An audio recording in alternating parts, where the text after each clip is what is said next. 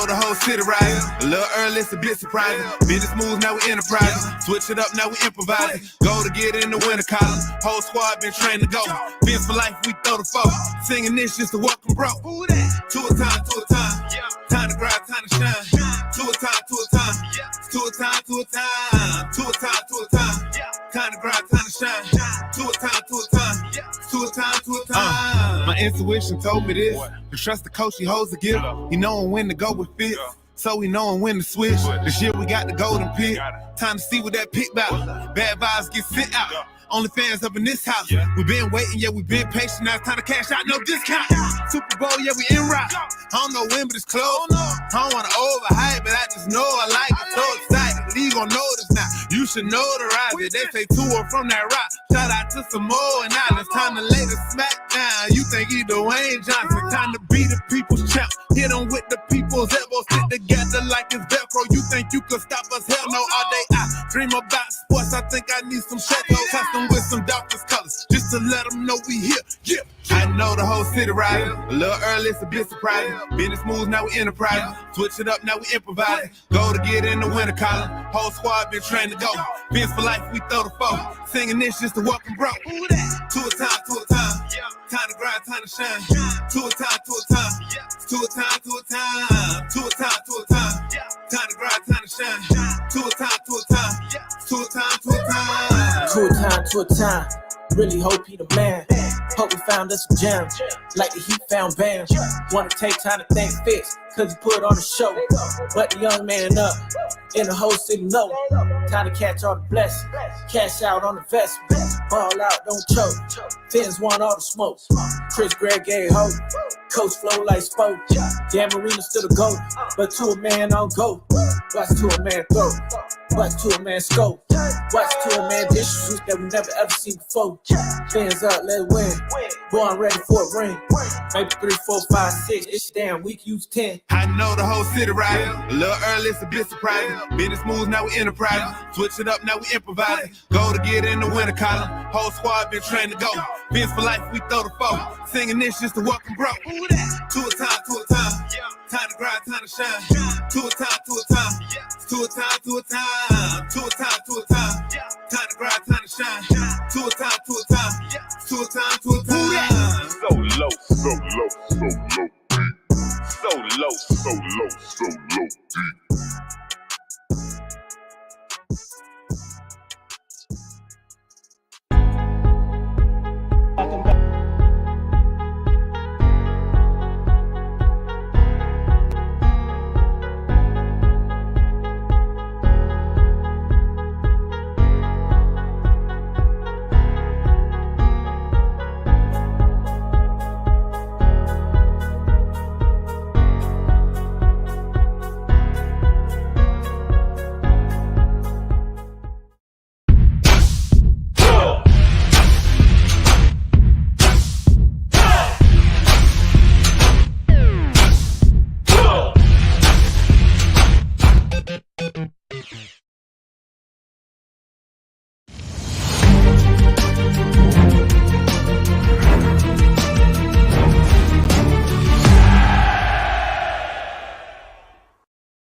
Hey guys, I'm Danny Johnson, CEO at TPP, The Positive Porpoise. I'm Jason Miller from Fins Up SoCal Fan Club. I'm Scott Howell from Atlanta Dolphin Club. Mark Angelo, NorCal Dolphin Club. And you're listening to Clock Blockers, Miami fans' #1 morning show. Run it, run it, run it, run it, run it, run it, run it, run it, run it, run it, run it, run it, run it.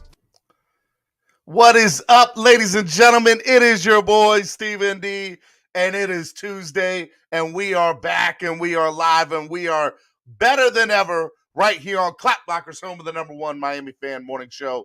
Again, I'm your host, Stephen D. Good morning to my family, my Finlaws. What's going on, everybody? Super excited to be hanging out with y'all this morning. We're starting on time today, starting on time this week. Let's go. I like it. Let's do it. Let's have a great show. Let's have a great morning. Again, Stephen D., please follow me on all social media platforms.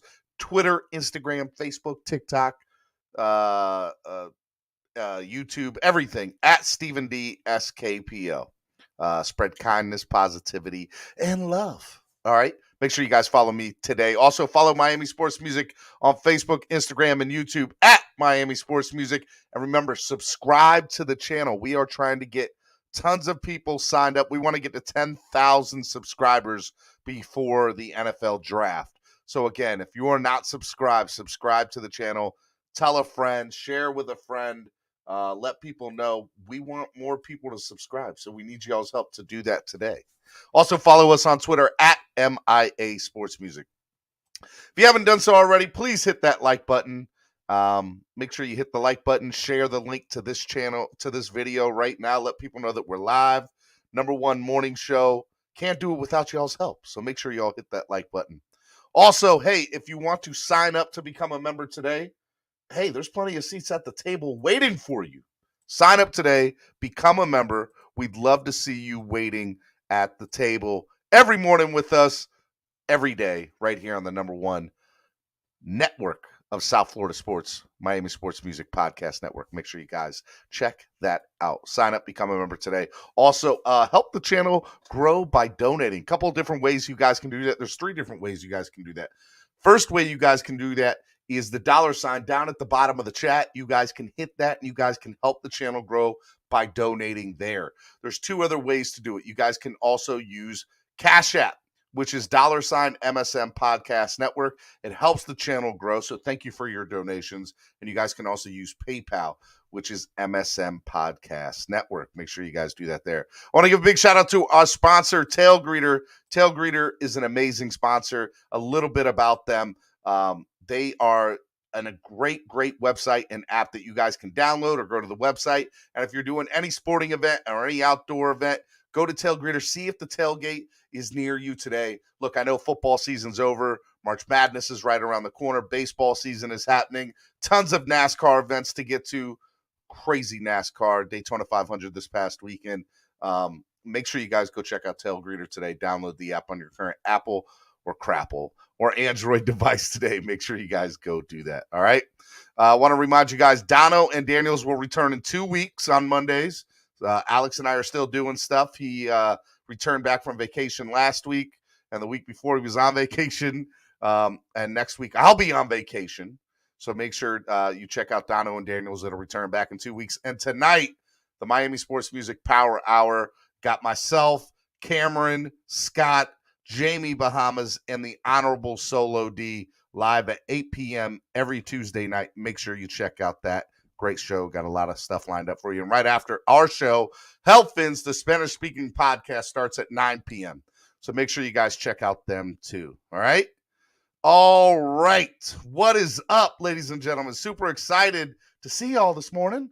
How's it going? I'm going to bring Daniel on here in a second, but I just want to say good morning to y'all. It was a crazy weekend that went down in the world of sports. I mean, we had everything. We had a crazy Daytona 500. If you don't like NASCAR, I'm sorry. It was absolutely insane watching the last 100 laps. My man Bubba Wallace finished a close second down at the finish, but it was it was like 3 or 4 wrecks in the last 25 laps. It was awesome to watch. I'm going to talk a little bit about that today. Juwan Howard, crazy fight and brawl down at Michigan and Wisconsin. I mean, that was just insane. It reminded me, I mean, it gave me flashbacks to Malice at the Palace. So it was crazy there. The NBA All-Star Weekend was this past weekend. There was a lot of great, amazing things. The top 75 players of all time there. The slam dunk competition, which wasn't that great at all. I'm going to talk a little bit about that with Daniel because I know Daniel was watching it. Steph Curry, 16 threes in the All-Star game. We're going to talk about that. We're going to talk about, the top sneakers. We're going to talk about everything. XFL, NFL partnership. We're going to talk a little bit about that. MLB negotiations. They're still ongoing. And then obviously, I think what everybody came here for and wants to talk about, at least in the Dolphins community, is the I Am Athlete podcast, which was a great podcast with Brian Flores that had Omar Kelly, Brandon Marshall, Chad Ochocinco, and obviously Brian Flores. And we're going to talk about that this morning. And obviously have a chance to talk to you, the fans. All right. Remember, subscribe, like, share, donate, and become a member today. Your seat is waiting for you at the table. So without further ado, let me bring on my man. Y'all know him. Y'all love him. Daniel Oyefusi. What's up, baby? How are you doing, man? Doing well. How about you? Good morning to you, man. The Miami Herald, Miami Dolphins report. Super excited you're hanging out with us this morning, as you do each and every Tuesday. How was your weekend, man? It was a long weekend. Yeah, I mean, well, I had to. Are you talking about Monday? I had to work on Monday. It wasn't a long. It was a regular weekend for me. I'm sorry. Regular people had to work. I apologize. I had a long weekend. My kids were home from school. We just hung out and we watched TV and hung out, and it was good. It was good weekend. I've been out of school for a minute now. I forgot people get off for President's Day. Bro, it was funny because Sunday night, we're like trying to get our kids ready for bed, and we're like, all right, you guys got to go to school tomorrow, and they're like, Mom, Dad, no school. There's no school tomorrow. Yeah. Oh, okay. Well, I guess you guys can stay up a little bit later. So, because I was ready to put them suckers to bed early on Sunday night. Y'all got to go to bed.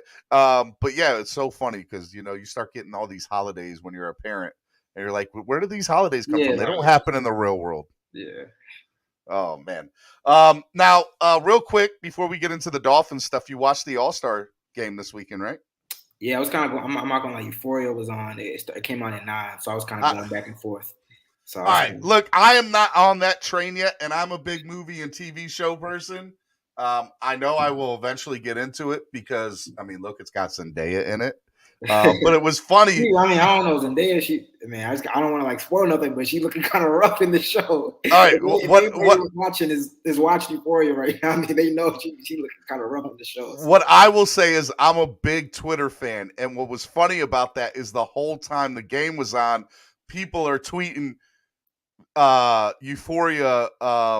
They're giving away whatever happens, right? I'm trying. People are mad. They were mad. Like there was legit. Because people were using the hashtag NBA All-Star Weekend in the Euphoria tweets. Oh my goodness, that's crazy. Oh, bro, it was, man. The people were straight mad. Stop giving it away.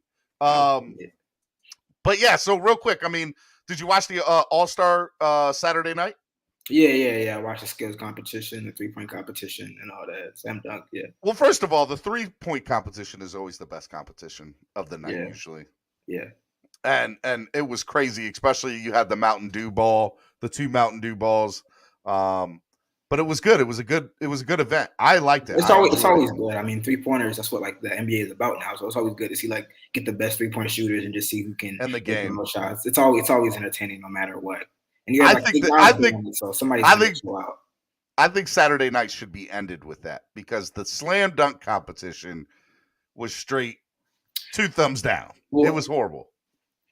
I think that in years past, and you'll probably bring this up, but in the 80s and in the 90s, it was a lot of the stars were in the slam dunk competition. So that's why it made sense to have it be the finale because there was a time where you had Dominique Wilkins and Michael Jordan and all these guys, all these stars who were the faces of the NBA who were participating. So it kind of made sense to have that be last. Obviously, the past couple slam dunks competitions haven't really been that great. This year was pretty bad.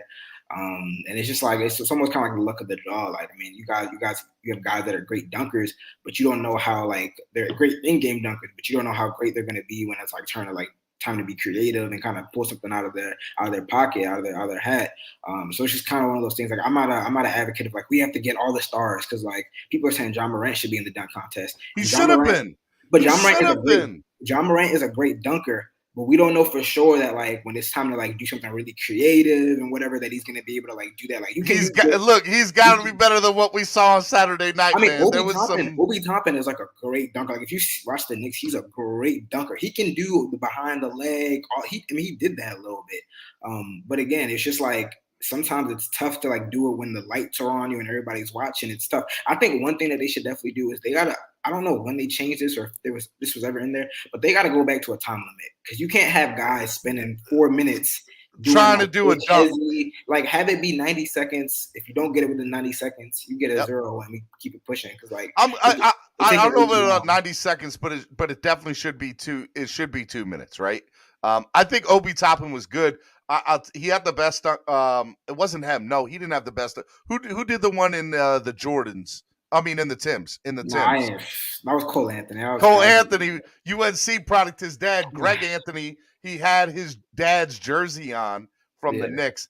Look, I'm not I'm not a New York person, but I had to give it its props, right? And I know all New York people went crazy when it happened, because I follow a lot of New York people, and it was on social media, and they were like, "Oh my God, he's doing a dunk in Timberlands," which happens all the time on the courts up there in New York, over at Rucker Park and everything. But I thought it was a good dunk, and I also thought the Obi Toppin's last dunk, where he hit the backboard and slammed it, was actually a really hard dunk. I thought that was probably a 9 or 10. I have to go back and look at the replay because I wasn't feeling that one. I thought Obi had the best. He did one where he may have like thrown it off the backboard, done it, put it between the legs, and then reversed it. It wasn't clean. It wasn't the cleanest finish, but I thought that was probably the best dunk. So again, it's tough. All those guys are great. I mean, I don't know about Wonka, the guy from the Warriors. I mean, I haven't really seen him too much, but like Jalen Green, those are like athletic guys. But again, it's tough because it feels like everything has been done. I feel like we got spoiled in 2016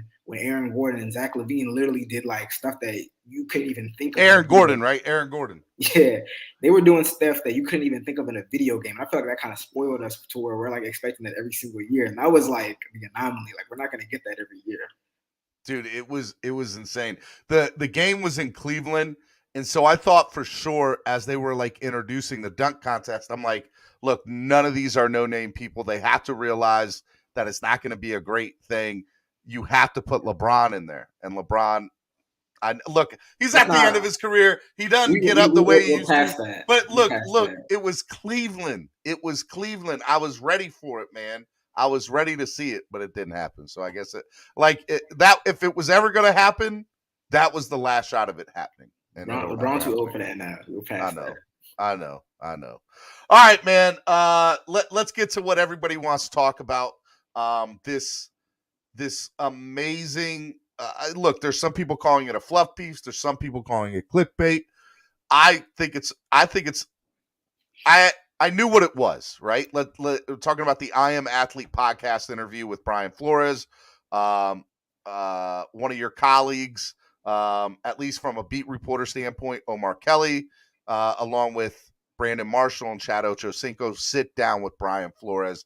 Did you watch the whole thing? I think you did. Yeah, I watched the whole thing. Let me just get your initial reaction, and then we'll kind of break it down. Yeah, I mean, I definitely, first I want to say I definitely understand the people's kind of frustrations with it. You know, even like I saw Omar kind of respond to some people talking about you weren't hard enough on Flores. And one thing that I want to kind of echo his comments is that this wasn't a Dolphins interview. This wasn't going to be Omar or Chad or Brandon pressing Flo for an hour on why he didn't have a competent offensive staff. I mean, that's not what this is about. This was really focused on kind of the lawsuit and what he was trying to do there.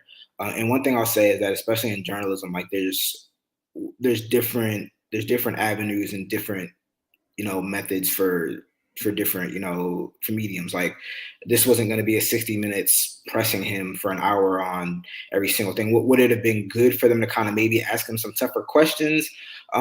Yes. And I think that they at times they tried to do that. I think Omar may have even asked him, like, why did you file the lawsuit on the first day of Black History Month when you were in the middle of multiple job interviews? I don't think I've heard Brian Flores get that question asked to him before. And I thought it was a good question. He kind of skated around it and said, "Oh, there was power in filing it right now. That is what it is." But again, this wasn't going to be CNN or Fox News where it wasn't going to be a combative interview. That's not what it was. I mean, I've seen some little. Omar would have had it that way because every time he talked, he definitely stirred the pot a little bit, which is I think that if it was a one-on-one interview, yeah, I mean, Omar would have touched on all of that. But as he said, this was not a Dolphins interview. This wasn't supposed to be a combative interview. If you've watched I Am Athlete, I mean, they get up, they get at it sometimes. They kind of go back at each other. But when they were interviewing, when they bring a guest on and interview them like that, that's not what this was about. So in that regard, you have to kind of understand, kind of have expectations.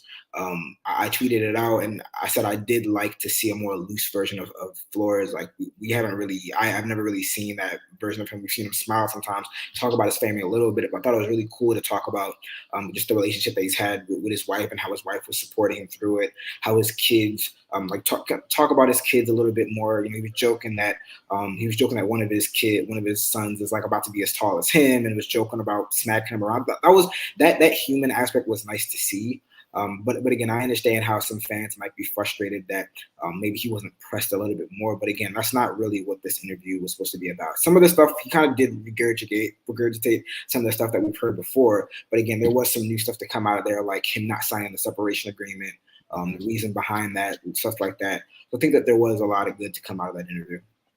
I want to break it down just a little bit. And my initial thought of the interview was I enjoyed the beginning and middle. The end part, I understood, I guess, why they talked about it. The family and stuff like that. But I think you had an hour with them. I think there should have been more to talk about in certain things. Now, with all of that being said, you gotta man, that was edited too. It was an hour, but it was an edited hour. So there probably was some stuff that didn't get in there. Like the Tua, they put a separate clip about him talking about Tua. They probably talked even more about Tua, but that stuff probably just didn't make it in there. I'm just kind of speculating, It was funny because I was waiting for that the entire interview, and it never came in there. Yeah, it never came in. Yeah. Look, so you're 100% right on that, Daniel, right? And I am sure that there was some sort of agreement or some sort of deal that, Flores and his team said, we cannot answer any of these questions. Yeah. I mean, they even mentioned it. I mean, there was a time where Brandon was like, you probably can't answer that. There was probably some stuff that he really couldn't talk about because, again, it's an ongoing lawsuit. It's an ongoing lawsuit. Yep. So he's only going to be able to say so much. I was kind of surprised that interview even came out because before, when he did his press run, it was CNN, Good Morning America, ESPN, NPR. This is probably the more like casual. You can get in a lot more trouble in interviews like this because you let your guard down a little bit. Yeah, he didn't have his lawyers with him, and also correct. I thought it was interesting that they must have done this interview within the past week, and Saturday it was announced that he was joining the Steelers staff. Yep, so he must have done that interview knowing that he was getting a job, or at least he had the job. You know what I'm saying? So I thought the timing. He was at least talking with them. There's no doubt exactly. about that. So I thought the timing of it all was interesting. Like he didn't really have to do it. Like in the end, we didn't there was no big revelation from the interview. Again, the separation agreement was something interesting, but when you kind of think about it, you're like, oh, that would make sense that he didn't sign a separation agreement. And what you're referring to, just for people that didn't watch or that have not able to watch yet, he basically said that when you leave a job in the NFL, you sign these separation papers, which allow you to get paid whatever the rest of your contract is. But in those separation papers, there's NDAs and certain clauses in it that basically say, and one of them is you cannot sue us on the basis of discrimination, which, wow, didn't know that was a thing. And I wonder because the coaches aren't they're not unionized the way the players are. Yeah. But I would like to think that is something that might change down the road because it's just not a good look for the league. Especially now that that's been said. Yeah, I mean, I haven't really read or talked to too many about that. It is interesting that the coaches don't really have a coaches union. Mm-hmm. I wonder how that would work. Like, would it cover head coaches, coordinators, position coaches? Like, how far would it go down? I'm curious as to that. I think it should go down all the way. It's interesting, put it that way, especially within the depths of the lawsuit that it is. Because if I have $15 or $25 million left to get paid, I want to get my money, right? Yeah. And if I sign these papers, I'm going to get my money. But what I can't do is say probably what maybe went down in this situation of, at least according to Brian Flores, because that's another thing, right? So another thing that was stated, and I know I'm going back and forth here, I apologize, that I thought was really interesting is he said, I think that I was fired part of the reason that I was fired Race, was yeah. due to my race. But that wasn't new. I mean, I think that It was and it wasn't, because what we thought as fans is, okay, he was fired because of what Ross said, he couldn't get along with others. But the race issue of the lawsuit came out to be from a standpoint of these teams were just hiring me, or were just giving me sham interviews based on my race. yeah, I mean, That's where the race discussion came in. Yeah, but there were multiple layers. So like if you went back and read into it, it all like it seems disjointed, but then again you have to like read the lawsuit and kind of see like they try to piece it together. Like I'm not saying right or wrong, but the lawyers that crafted that suit, they try to piece it together and say like Flores' insistence on tanking and meeting with the unmentioned quarterback played a role in this angry black man narrative that in turn resulted in him getting fired. So again, on the surface, a lot of people say this doesn't make sense. Why are they not? Like you have to read the lawsuit and kind of they try to piece it back together, piece it all together. Whether it's successful or right, that's not for me to say. I have my opinions on it, and a judge is gonna eventually say like does it have merit or not, or a jury. Yeah, but they did try to piece it all together. I don't know how successful they were in doing that because a lot of people are saying, why are the Dolphins even in this? Tanking games has nothing to do with racial discrimination. But again, if you go back and look at the lawsuit, they try to piece it all together and say that it resulted in this racial narrative that ultimately ended up in him getting fired. So one of the things that I find very interesting, and my wife and I had this discussion, right? And my wife, I'm in an interracial marriage, and she works in corporate America as a black woman. And so one of the things that we kind of sat down and we talked about, during the course of this interview, because we watched a little bit together, and, she's like, that's right. That really happens. That's what goes on. And what we talked about from the standpoint is I find it interesting because not even a week and a half before Josh McDaniels gets the Raiders job, and during his interview, during his introductory press conference, one of the questions is asked to him, why didn't it work out in Denver? And he says, and I quote, because I couldn't get along with others. I'm paraphrasing. I couldn't get along with others. I wasn't able to I wasn't able to listen to anybody else. I was the end all be all. I couldn't get along with others. And basically that's what we got from Ross about Flores. And again, I say that because they're both disciples of Belichick. And we know that Belichick disciples do not have a good track record of being head coaches in the NFL. They don't. And so I say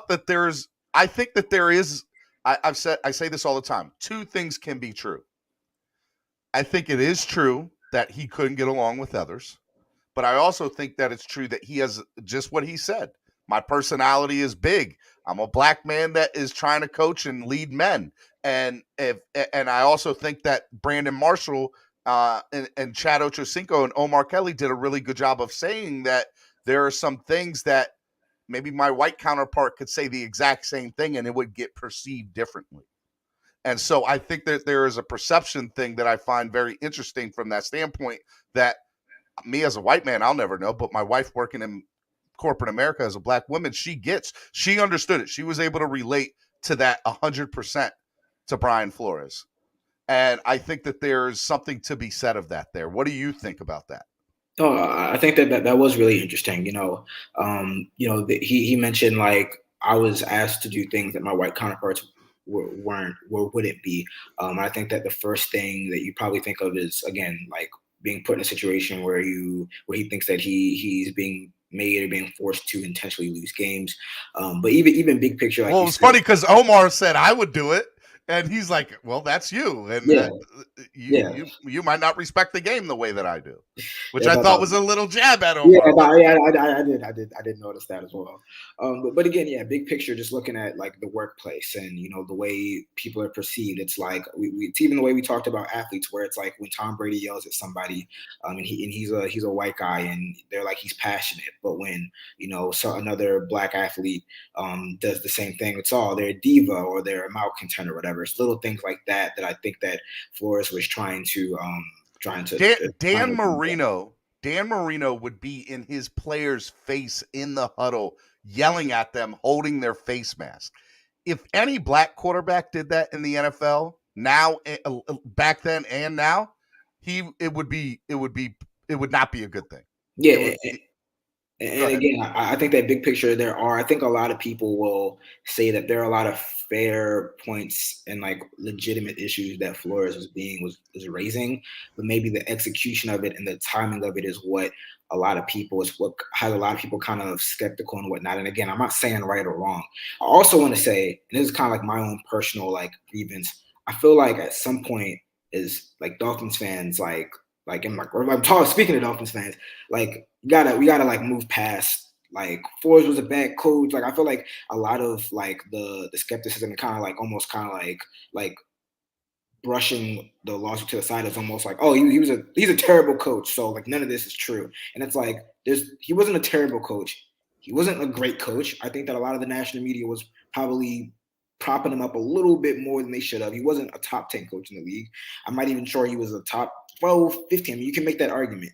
But again, I think that we can separate the two things. We can separate like how we view him as a coach, how he went about some things when he was a Dolphins coach, and then like look at the lawsuit and say, okay, whether you believe right or wrong, there are some fair arguments and fair stuff that he brought up.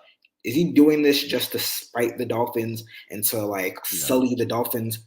No, nobody is doing like Flores, like, why would he do that? Like, he's 40 years old. He could have easily gotten a defensive coordinator job. He's coaching in the NFL. He has his whole, like, he's not doing this just to spite the Dolphins and to, like, put the Dolphins in a bad light. Maybe he did throw a little bit in there just to say, hey, like, there's some stuff that I want to bring to light after I was fired. But he didn't do this to scorn the Dolphins because he was mad that he was fired. Like, we have to be, like, rational-minded people and separate and understand that there's layers. Everything isn't black and white. There's layers to all this stuff. One of the things that I thought was interesting is Omar brought up the fact that, well, you would have had to have this conversation about tanking in the interview process. So I was a little upset at Brandon Marshall because he changed the subject after the question. And I was like, why? Don't run away from that. Like, go more into that. Yeah. And I would have been okay with the answer of, I don't want to speak on that in an open lawsuit. That would have been a fine, but it was like they totally just sidestepped that and didn't even get into it. Yeah, because again, those are questions that, like, when he was doing this press run, like, he wasn't really getting pressed. I thought, I mean, honestly, I thought some of the questions that they were asked were like the best questions. Like, I thought Omar's questions were great. Yeah, and no disrespect to Brandon or Chad, but as a Dolphins fan, journalist, so Omar's gonna come with some really pointed questions regarding the lawsuit and regarding the whole Ross situation. I thought there were some very, very good questions asked. Now, obviously, sometimes Flores kind of stepped around it. Sometimes, like you said, they weren't able to finish it. But there was an intent to ask some questions that we really haven't heard. I mean, after like his third interview, when he did up that press run, they weren't really saying anything new. So again, they were all the same. They were all the same questions. So my people might be frustrated about the way that the interview went. Maybe it was too friendly, One, that's just how that podcast is. And two, there was an intention to ask some questions that we haven't heard Flores answer in the past. One of the other things that I found interesting that I took from the interview process is Chad Ochocinco lives in South Florida. Brandon Marshall does too, obviously Omar. And Omar covers the team. So whether he's a fan or not is irrelevant because he talks about the team on a regular basis. Chad said, my Dolphins. So I thought that was funny because Chad is a fan. But one of the things that I found interesting, because I don't think it's been done on a national platform the way that this was, where everybody's watching it. The Dolphins as an organization are looked at as a joke. And Brandon Marshall and Chad Ochocinco touched to it that I thought was really interesting because they're like, yeah, they were making fun. Yeah, the Dolphins are a bad team. Yeah, they're a bad organization. Yeah. Omar was like, no disrespect, but it was a horrible job. Yeah. And they're not wrong. But as a franchise, it's so interesting to see that, like, there's not enough national talk. Obviously, the Dolphins don't get any respect, nor probably should they on the national media standpoint. But I do find that interesting. That was just a takeaway that I had from that I just found that I observed that kind of hit emotional with me, that the Dolphins are looked at as a laughingstock to former players, to media members. They're the butt of the joke. They are not looked at as a high yield job. And so if they're saying this and they're thinking this, you have to think that other people that are considering coming to South Florida for a job, player, or coach have these same thoughts. And that's just a takeaway that I had. Your thoughts on that? I mean, yeah, but you got to think that there's different motives.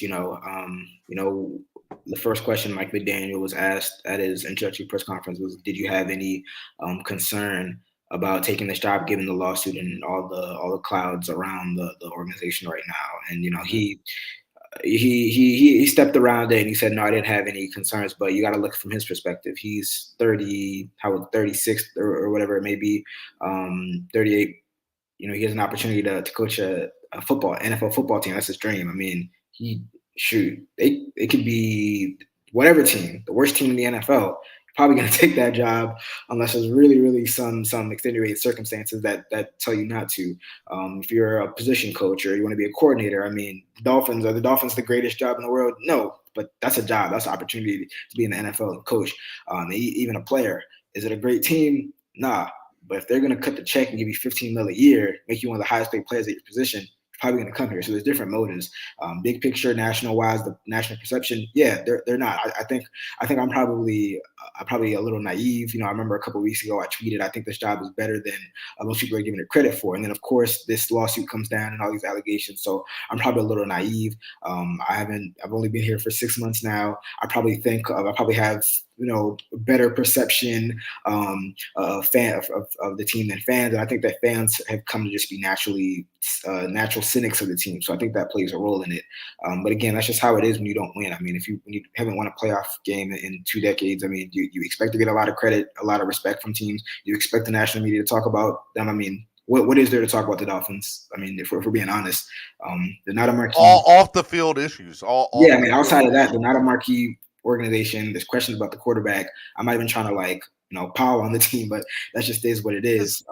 It's true. Winning will change that. I remember years ago when I was like not even in the industry and I was watching the Ravens, root for the Ravens and all that, and I was like, why don't they talk about the Ravens? And it's like when you win games, that's when they talk about you.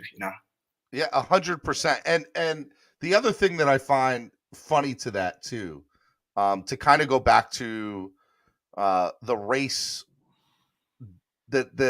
when Flores said that I believe that race played a part into my firing, one of the questions that I feel like there were some things they just did not go into enough detail about, especially from the football perspective, is I would have liked to know the power structure, how it was between Ross and Greer and Ross and Flores, because Greer's a black man and there doesn't seem to be that perception with him. And so it goes again to, I think 2 things can be true.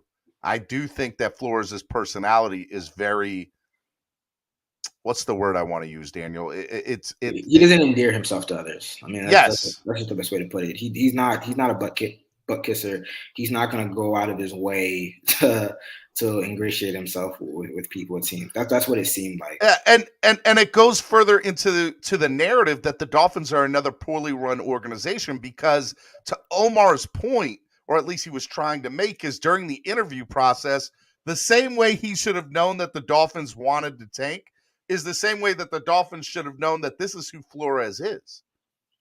And so one of the things about that is a man of integrity. And you say what you want about how he came up with this process. One of the other things that I took away, another take I took from this interview, is that he is a man of integrity. He is a man of some principle and respect for the game. I took away from that in this interview more than I ever have before. Yeah, I mean, again, there's a lot of layers to it with tanking. I mean, we've seen organizational tanking. I mean, I wasn't really like following the team closely, but when you look back at it and you see what happened, I mean, getting rid of all those, I mean, they gutted that team. We know what's up. Like when you get rid of that many, when you trade away Tannehill, when you trade away Tunsil, Fitzpatrick, like 3 games, like you know what's up. Whether there was a conversation there, I mean, that's part of the litigation and the lawsuit, and we'll see what happens there. But there's layers to it. I think that the GM and the owner could have, intentionally made moves to do that while while putting Flores, like not telling him, and maybe just putting him in a situation where it's tough for him to win games. Whether there was a conversation about it, whether they would, I don't know. I mean, that's when we again, that's for the litigation. I wish maybe they would have asked that question. Yeah, I mean, and even so regarding the power structure and kind of the roles. I mean, one thing that I found really interesting, just kind of doing research on all this. I don't know if a lot of people know this, but there's a coalition founded by the Maryland football coach, Michael Oxley. It's the National Coalition of Minority Football Coaches. Chris Greer is a board member of that coalition. I'm not saying that it absolves him of anything. I'm not saying that, you know, he's innocent and whatever. But there's just a lot of layers to this. And it's really interesting that, like, Chris Greer is a board member for this organization that advocates for minority football coaches. And Brian Flores is insinuating that what Greer did and what he did with Ross essentially, like, made him out to be this angry black man and resulted in him being fired, you know, in a racial context. Like, I think there's a lot of layers to this. I mean, I say it all the time, Daniel. Two things can be true, and I think in this particular situation, I'm not going to sit here and argue with Flores if that's how he felt. That's how he feels. Yeah, like there's probably that's why the lawsuit. That's why the litigation's there. And there is truth. Not that there is truth to it, but there's also truth in the fact that, dude, you couldn't get along with others. And Greer is a black man the same way as you, and Greer is still there and has been there for 20 years. So again, it's two things that can be true. Yeah, and so it's not black and white. It's not right or wrong. It's like it's in the middle. There's a little bit, you know, and that's why I say again, we got to take away like whatever feelings, ill will we might have regarding Flores because of how his relationship with Tua, how he ended, you know, whatever. There's layers to it. We gotta put that to the side and just look at it for what it is. I understand people being skeptical. I mean, that's just naturally gonna happen. But again, we got to be rational when we look at this because there's a lot of layers to it. Miami Sports Music's #1 Miami fan morning show. Clap Blockers, the Miami Herald, Miami Dolphins report. Daniel Oyefusi, just like we do each and every Tuesday right here on Clap Blockers, home of the #1 Miami fan morning show. Daniel, a couple of other things I want to get into talk with you before you get out of here for the day. Are you up to date on what's going on with this supposed, I'm going to change gears a little bit, strike or boycott of the NFL Combine, these 150 players and their representatives, and how all this is going down? If so, can you give me a little bit of context as to what's going on? Yeah, so I'm just like referring to all the reports because I haven't really reached out to too many agents to look into this because I know that the national guys have been really breaking it down. But for this year's NFL, and there's an organization, NEI. There's another organization. I'm blanking on what it stands for. But there's another organization that works with the NFL to host the combine, and essentially they wanted to have a bubble provision for the prospects, which essentially limited how much they could do and where they could go after, like outside of the testing, and it limited how many people could. I mean, essentially like limited everyone from being in contact with them outside of the testing, outside of maybe like a athletic trainer or whatever. And a lot of these agents were saying, wait, the NFL just finished the NFL season with no bubble. They weren't testing people. Why do we have to do this? So they're saying, and again, these agents, like, they plan months in advance and they have different events for their prospects and all this. So they're like, wait, if we can't do anything, like what is going on? So essentially they were saying, if this doesn't change, if you don't change the bubble provision, we're not going to test. We'll go there to do measurements. We'll go there to do the interviews with the teams, and we'll go about our business. And that's a real issue because the NFL makes a lot of money off broadcasting the top prospects doing all this testing and whatnot. And again, this was like about 150 prospects, agents that represent about 150 prospects. So this is like about half of the people that are going to be there. It looks like the NFL is going to kind of get rid of the bubble. They're going to ease up on that. There was also some changes that they wanted to make. I think that the NFL made it that the bench press day was the same day as the other testing. And again, that's just not the way that things have been done in the past. So the agents are like, why are we switching stuff up? We understand the health measures and whatnot, but again, the NFL didn't do a bubble, so why are these prospects doing a bubble? And it's a little tougher because these prospects are in the NFL yet, so they don't have a union to kind of collectively bargain on their behalf. So the agents have to step up and kind of I've never seen the agents come together the way that they are. I thought that was a real power. I thought that was a real power play and a real power move. And just that the NFL got rid of the bubble, I thought that really spoke to the power of the agents. Because again, the NFL doesn't want to mess up its bag. They don't want to mess up the money. They don't want to be at odds with the broadcast partners who are like, hey, we're supposed to have the top prospects in the draft working out and doing all this, and we're not. Like that's a real issue.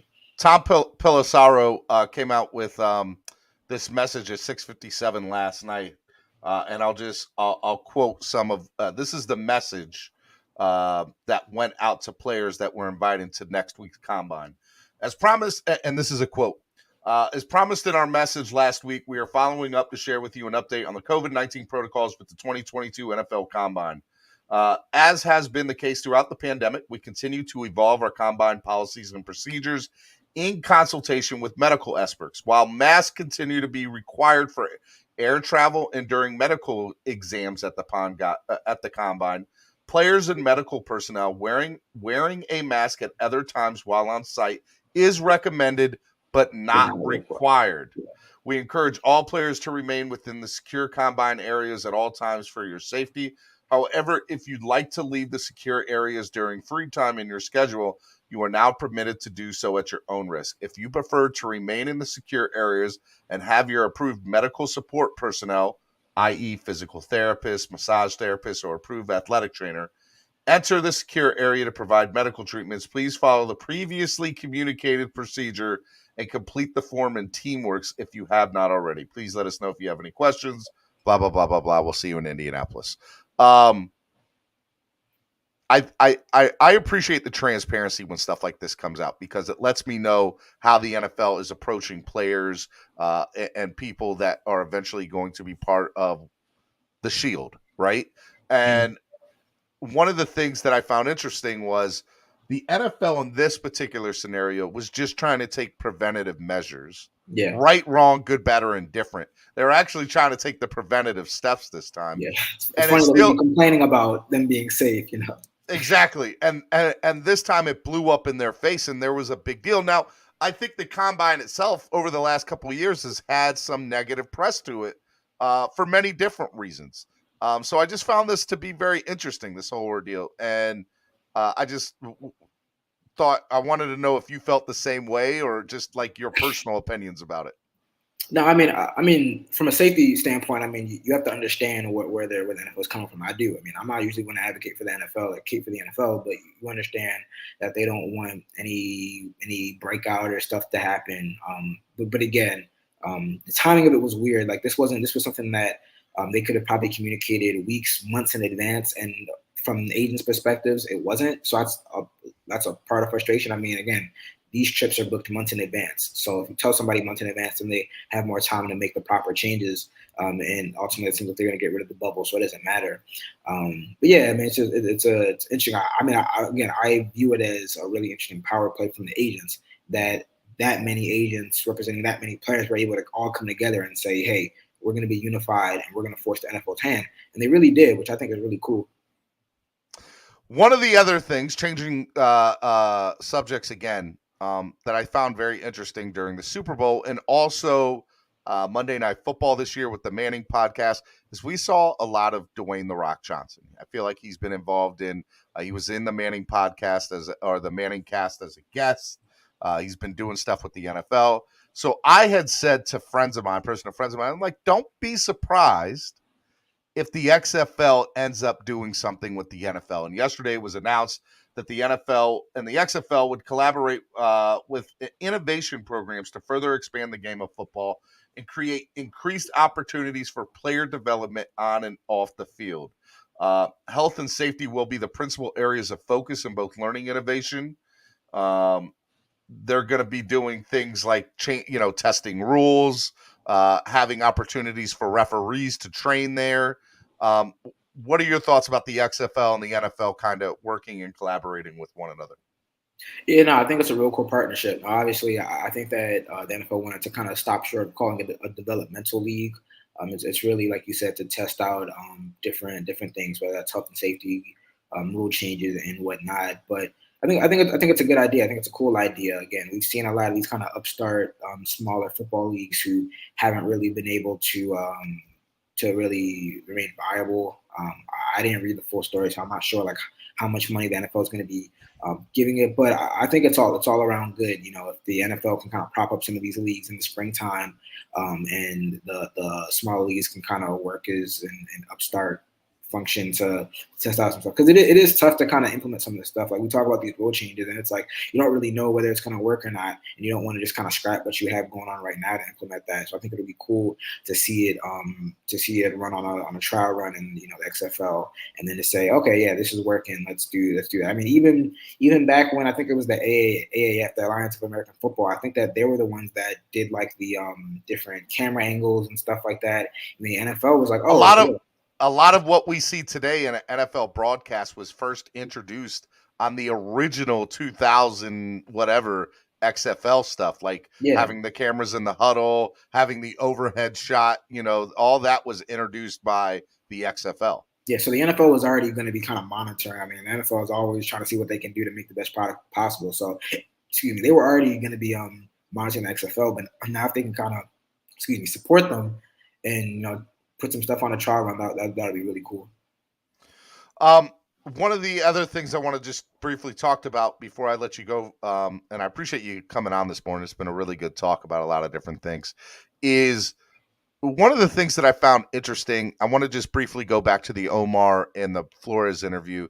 Is Omar was stating in a tweet, I guess it was last night, that in the 3 years of him covering Flores, he never saw this side of Flores. And I wanted to get your take on something like that, because you've covered players, you've covered coaches, and I think what we see, what we're meant to see, what we are perceived to see when an active player or an active coach is on an NFL team is not how they are in real life. And I find that if Flores was more like this, I think maybe he would have been more like in certain aspects of things, whether it's with players, whether it's with other coaches. If this wasn't the Flores that we got, or that was in the building on a day in day out basis, just what are your thoughts of that? Because I found that interesting that Omar made that reference last night on Twitter. Yeah, I mean, it's interesting because when you're interacting with the media, literally every other day. I mean, Flores talked to us Monday, Wednesday, Friday, and Sundays. Monday, and then Monday again if it was a Monday night game or whatever. Those interactions and those relationships are going to be a lot different than the relationship that you have with your fellow coaches or the players or even the support staff. And something that I think it was Chad or Brandon brought up was that like after Victory Mondays, Flores would like take out $100 bills and give it to members of the staff, or people working in the building. And I guess what they were trying to say was like when he got fired, maybe he told somebody to like go into like his office or whatever and like just hand out the $100 bills and just say like thank you, appreciate your work, So again, people, we're complex, multi-layered individuals. Flores maybe did not want to present himself a certain way in front of the camera, in front of the media, because that's a different relationship. I mean, oftentimes that's a quasi-combative relationship where we're questioning every single thing that he does. So I mean, I don't expect him to be smiling all the time and making jokes.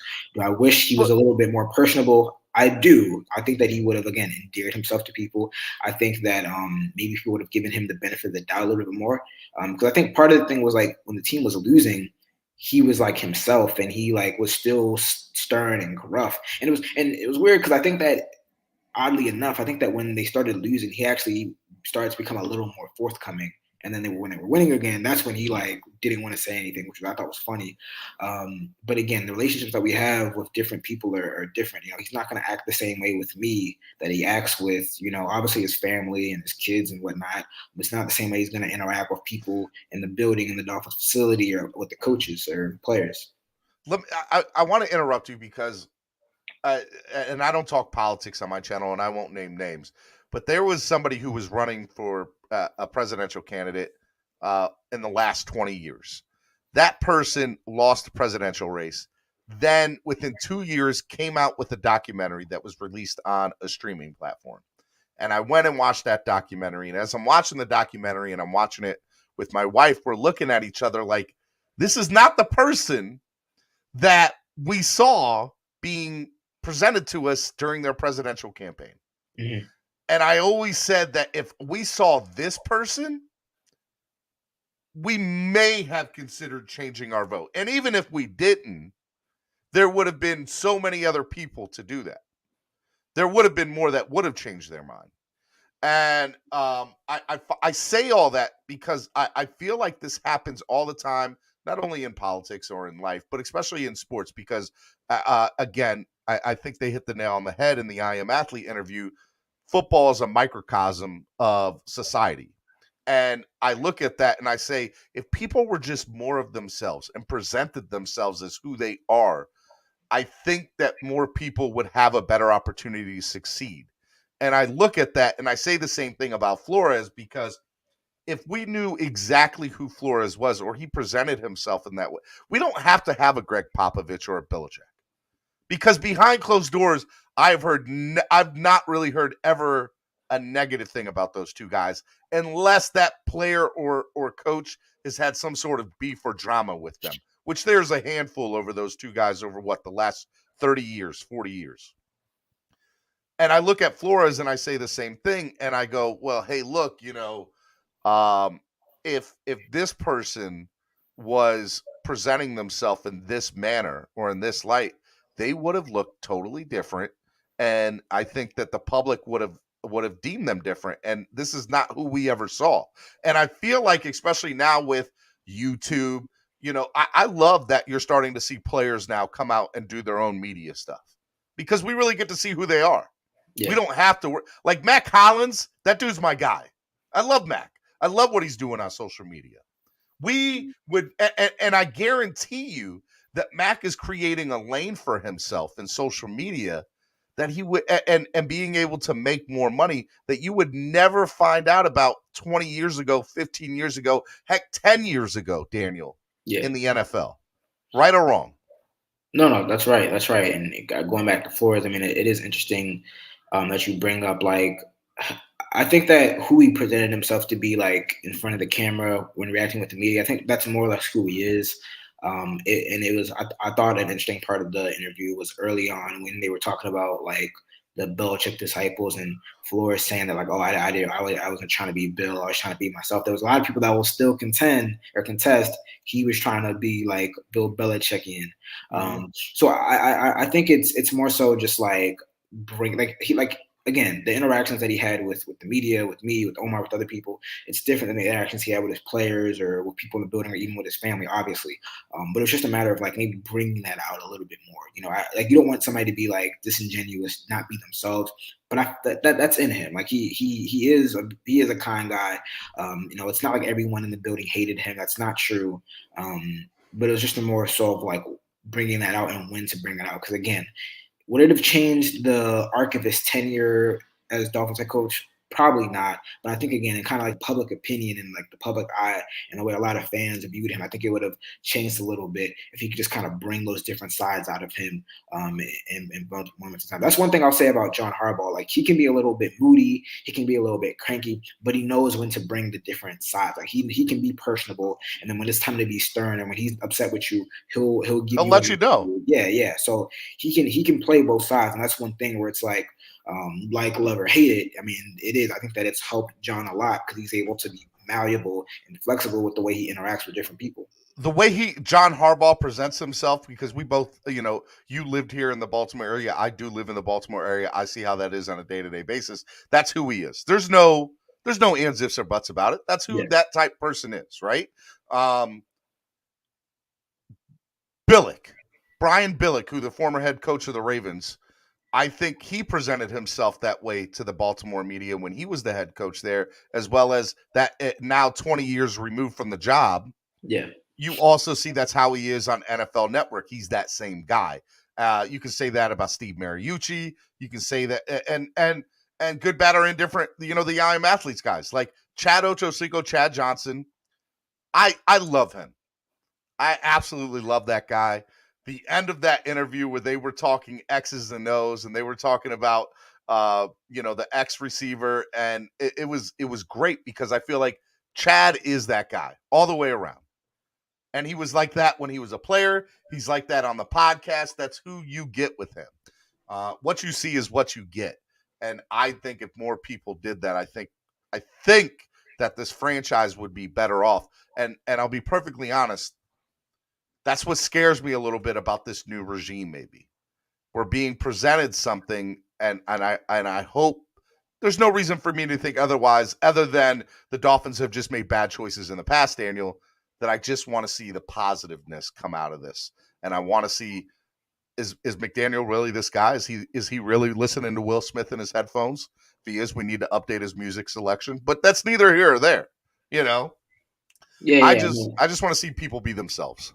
Yeah, and I think that's one thing that a lot of people pointed out with McDaniel, like the person that you saw making the Mike Jones references and jokes in the press conferences, was that going to be the same guy that came up? And by all accounts, yeah, I mean that's the guy that we started to see. Obviously, we're going to have more interactions with him. I believe we're going to be speaking with him at the combine next week, and so on in the future.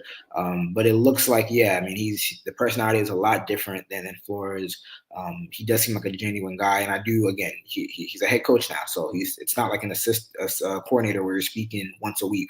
Now he's going to be speaking to us multiple times a week. So I do wonder how much that changes. Does the kind of like stress of the situation kind of weigh on him? Does he start to kind of hide his personality? I do wonder. That's going to be interesting to see, because again, it's a unique personality. It's a lot of self-deprecating jokes, dry humor that maybe a lot of people don't understand at first. So again, it's going to be interesting to see how that personality plays out. But at the end of the day, it's like we don't really care about that. Like, we care about, like, what are you gonna, like, wins and losses? What are you gonna do for me on the field? We talk about, oh, was he nice to me? Was he this? Like, at the end of the day, I don't really care about that. Like, we talk about it because it does play a role, but at the end of the day, it's just about putting a product on the field that's going to win games. And hopefully, like, in the next couple of weeks and a couple months when we have training camp, that's what we're going to be talking about. Like, we're not going to be talking about Mike McDaniel's personality or da-da-da. We're going to talk about X's and O's and how is he going to fix this team.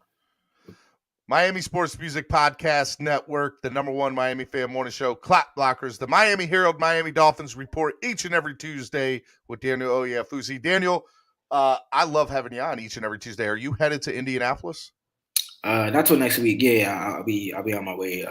When do you leave? I think like Tuesday afternoon, Tuesday night. Okay. Yeah. All right. So we'll talk to you before you head off to Indy. I'd love to talk to you maybe while you're there. So maybe we'll talk to you twice next week if we can work it out that way, because I'd love to see what's going on in Indy. Tell people where they can find all your stuff, the Miami Herald, all that good stuff. Yeah, I mean, first off, you can find me on social media at Daniel Oyefusi, just like you see it below. If you want to read any of my work, obviously Miami Herald, MiamiHerald.com. We have the Miami Herald app.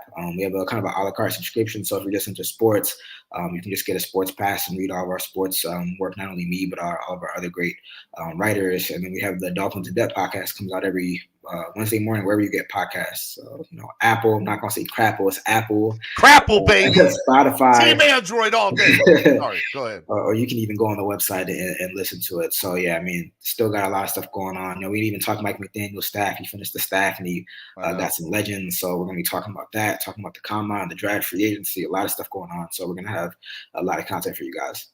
We'll talk a little bit more about that next week, man. I love you, brother. Thank you so much for coming on. Spread kindness, positivity, and love. You always do. I love your stuff, Daniel. And I will see you on Tuesday next week, man. Yes, sir, man. You take care. Be easy, buddy. Talk to you later. Miami Sports Music's #1 Miami fan morning show, Clock Blockers. It is your boy, Stephen D. Super excited to be hanging out with y'all. We got a lot more to talk about today. We should look, there's a lot of stuff that is gone on this past weekend in sports. I'm going to get back into the Brian Flores stuff, so don't go anywhere. But there is some other stuff that I want to talk about, and I want to hit on a few different things in detail that are not Miami Dolphins related. So just sit tight, because I'd like to get y'all's takes on some of this stuff too. First thing I want to get into and talk about this morning is obviously the NBA All-Star Weekend. I thought it was really, really cool.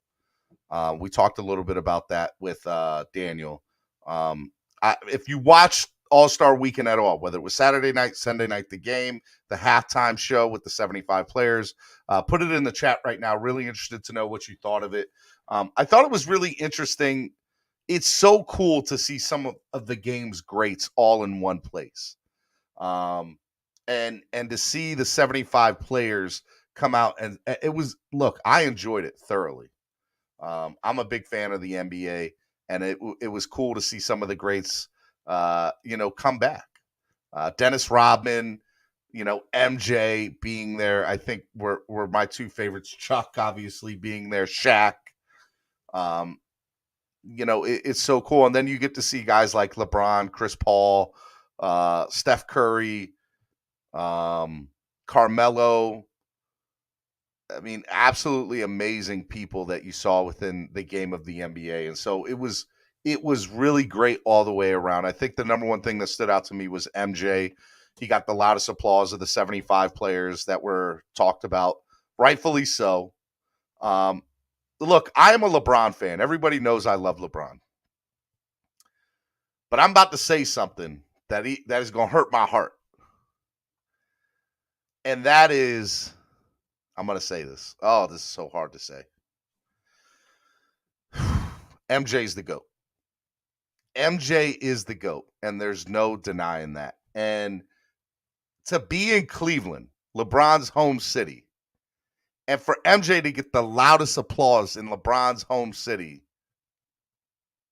I think is like, to me, I don't know why that did it for me, because I've argued this I've argued this for years, that I think when it's all said and LeBron's going to beat the leading scorer of the NBA when it's all said and done. He's going to be the leading scorer. He's going to break that record. There's no doubt in my mind. One of the other things I took away from this weekend is LeBron's comment. He was asked during the interviews this weekend, two things that he said. Number one, he could go back to Cleveland one day. I think that'd be great. I think the other thing that I thought was interesting too is that he said, my last year will be, I want to play with Bronny being his son. And I have said for years that he is going to play with his son. He wants to be the first father-son duo in the NBA. And LeBron will be able to play as long as he wants. And he's still playing at an elite level. Like, let's just get that straight. So that I'll say that. I think it'll be interesting to see that. And look, it's a flex move to be able to be like, hey, look, whoever drafts my son is going to get me. So wherever Bronny goes, that's where he's going to go. And he basically just guaranteed, in my opinion, call it nepotism if you want. And let's get something straight. Bronny is one of the best high school basketball players in the country. It's not like he's a pushover. It's not like like Michael Jordan's son wasn't that great of a player. He wasn't. Bronny's legit like one of the best players in high school basketball in the country. And so it'll be really interesting to see Bronny, is he going to end up in, or like, you got to look at the bad teams, right? Like Orlando. It'd be interesting to see LeBron and Bronny in Orlando. You also have to say, are one of these teams like Miami, would they make some sort of humongous, crazy trade to go after a top pick to get Bronny and bring LeBron back to South Beach and bring Bronny home? I think that'd be interesting too, down the road. And this is all down the road, right? This is within the next 2 years. But those are some of the things I took away from this weekend. During the game, Steph Curry hitting 16 three-pointers. I loved Reggie Miller. Loved Reggie. Reggie was the guy. Reggie could put it up wherever he wanted to go, and it was going in. I'm telling you right now, like, Steph Curry's the best three-pointer I've ever seen. That man can literally be on any part of the court and hit it. And it's going in. And it's going in. And I can't stand him because he plays for the Warriors. But he is hands down the best, most purest shooter I've ever seen. And I'll be perfectly honest. You want like Curry's the guy I would want on my court any day of the week. He's so good. He's so good. And again, I'm a LeBron fan till the day that I die. Jose Valdez says, Steven, why do you make it sound like breaking news? MJ is the GOAT, and he did it with one team and wasn't jumping from team to teams, forming a super. Nobody, like, I'm not going to have that argument with people. That I won't have. But I don't know. You can ask anybody who knows me, and I have argued LeBron till the day that I thought I'd be on my deathbed saying that he was the GOAT. But to be in Cleveland and to get the highest standing ovation, think about everybody that was there. Why did he get he is like, and it just changed something in my mind. And so I got to give it the props that it deserves. But when LeBron is done and his career is over, he's going to have almost all the records. If he gets one, he doesn't even have to get another ring, but if he gets another ring, great. It just adds to, to his legend and his aura. So it'll be very interesting from that standpoint. All right, to stay on the game of basketball. Well, another thing that I wanted to talk about today a little bit was really interesting. There was a big fight in college basketball over the weekend. Juwan Howard. Juwan Howard is the head coach for Michigan basketball. And one of the things that I found that happened over the weekend, I wish I could make the screen bigger. It's not allowing me to make the screen bigger. But one of the things that happened over the weekend was Juwan Howard, Michigan were facing Wisconsin. And if you look right here, matter of fact, let me see if I can play it here. This is on Instagram. Let me change this here. Here we go. You guys can see me now. This is what happened over the weekend. You see the coach, the head coach of Wisconsin. Let me go back to it. Hold on. Here we go. You see him shake hands, and you see Juwan Howard is looking past him. And as he's looking past him, you see the coach of Wisconsin go out of the way, grab his hand on the left side here, and that's kind of what set off Juwan Howard. And so this is what you saw. And he basically said, get out of my face. But if it didn't remind you of the Malice at the Palace, it took me back. Because for a second here, like there it went. You definitely saw some craziness there. Players were thrown to the ground. But one of the things that I found very interesting was the coaches from Wisconsin being what they were. I don't know if you'll see it in this clip, but basically a Wisconsin coach gave the DX sign, the suck it sign, gesture to the Michigan coaches. And that's just uncalled for. Look, Juwan Howard, look, you don't touch a grown man like that. You don't touch a grown man like that. And so there's something to be said of that. Look, here's it in slow motion. Oh, right there. Open hand slap. And then things just went crazy from that standpoint. So I thought it was interesting because I think Juwan Howard's a really good coach. I think he's a good guy. He ended up being suspended for the rest of the year, which is only 5 games because there's only 5 games left in the regular season. I think the punishment was fair. I think he had to be punished, but I think at the same time that Wisconsin coach should be suspended for the rest of the year indefinitely, not just the regular season. And should have a big fine coming his way. Another thing. The other thing I thought was interesting is Michigan said there could be further disciplinary action to Juwan Howard. I don't know why he did. I think Howard was in the right. That's just my opinion of that whole situation. I feel bad for Juwan because I felt like he was. Look, I mean, the guy grabbed him. He told him to get out of his face. Now, who knows what was said after that, right? And you could have easily walked away and said, hey, man, this guy is, but you're in the wrong too when you take your hand, you openly slap somebody. Look, Juwan, I think, was in the right as a man defending yourself. You're in the wrong as a head coach of a top program in the country, and you're not going to get away with something like that. Howard didn't say anything, Green Rat.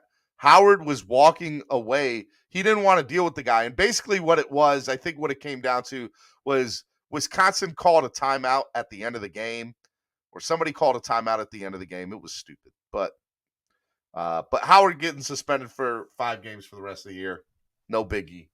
He'll be fine. He'll coach in March Madness, hopefully, as long as, Michigan doesn't further any disciplinary action, which they shouldn't. They should have his back on this publicly too. So that's what I think.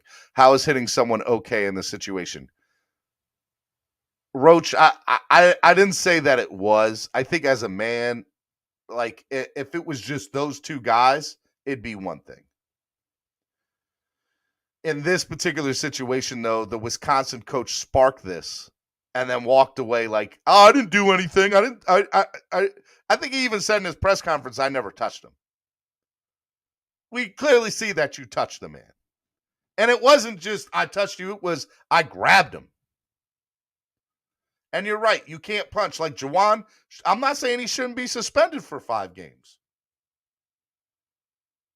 But you put hands on somebody like that in an aggressive manner to a grown man, expect like don't act all brand new when somebody comes back and smacks you in the face or punches you. It's gonna happen. Like you just can't do that. And that guy and the coach from Wisconsin, you can't treat people like that. As 1, 2, 3, 4 Eps would say. Look, that's what I'll say about that. I want to switch gears a little bit, go to the Daytona 500 real quick. I don't know how many NASCAR fans I have that watch my channel, but let me tell y'all, it was fun as heck to watch the last 100 laps. I used to watch NASCAR when I was a kid, kind of got out of it when Dale Earnhardt Jr. retired, and even the last 4 years of Junior, I really wasn't watching. So I haven't really watched NASCAR in the last, 5 to 10 years, on and off. But for some reason, I wanted to watch a little bit of it because, with Miami Sports Music being on a NASCAR last year, which was crazy, kind of, re-triggered. I don't know if trigger is the right word. That isn't a negative connotation, but it re-sparked, a feeling I had for it and was really cool. Bubba Wallace, the whole race was in it at the end of the race. And then ended up losing by like a half a car length at the end. And for those of you who also watch NASCAR too, there's a driver named Brad Keselowski, who's very controversial. He wrecked. He was the cause of 2 wrecks in the last 25 laps, and wrecked, at least 10 plus cars. And so it's so interesting, like that man isn't black flagged, and NASCAR should do something about Keselowski because he's such a I don't know the word I want to use, but I'm not a big fan of him in any way, shape, or form. But I was really happy for Bubba finishing second. One of the things that really bothered me on Twitter was, when he got out of his car, and what they do is they do, interviews for you right after you get out of your car. And he gets out of his car and he's upset. He's mad. He's mad because he didn't win. And he wasn't. I don't think he was saying anything to anyone about, like, he was just upsetting himself that he couldn't pull it out at the end. And that's what I got from it. And there were people on Twitter like just killing Bubba for that. And I said this on my Twitter this weekend, and I'll say it now on my show.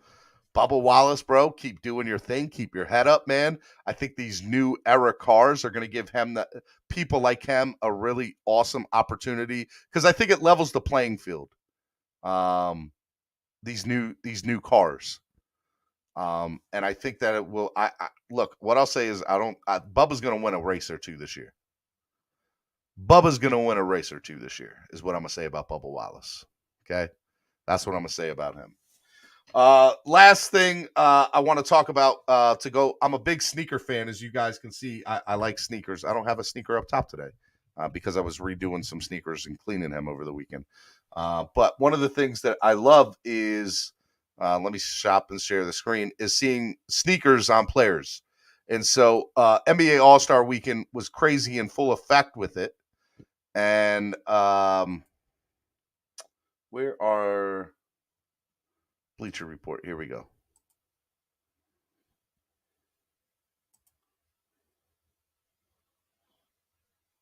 Here's the best sneakers of the weekend. Really, really, really like this. These Nikes are crazy. I don't know who these are. I don't know if they're Kyrie's or not. Like those. Look, I like loud sneakers. Those are I think those are LeBron's, and if they're not, they're still fire. Love the way that they look.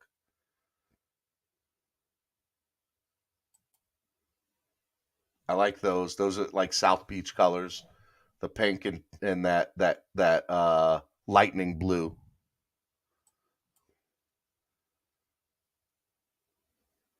Those are fire too.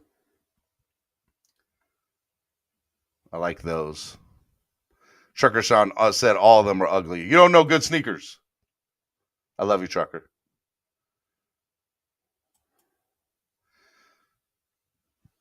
I think those are Steph's sneakers, those Under Armour. But some really good sneakers, man. Some really cool looking sneakers. And I just wanted to show them to you because I'm a big sneakerhead. And I thought that they were cool. All right, enough about that. Let's get back into some football talk, and then we'll get back into some Dolphins talk here. Enough. Don't use on Steven's show whistleblowing. Why are y'all arguing with each other? Don't argue with each other. Skechers are the best, dude. Roachtail says. Skechers, the skater shoe. One of the things I want to get back into and talking about it is the XFL joining the NFL and partnering up.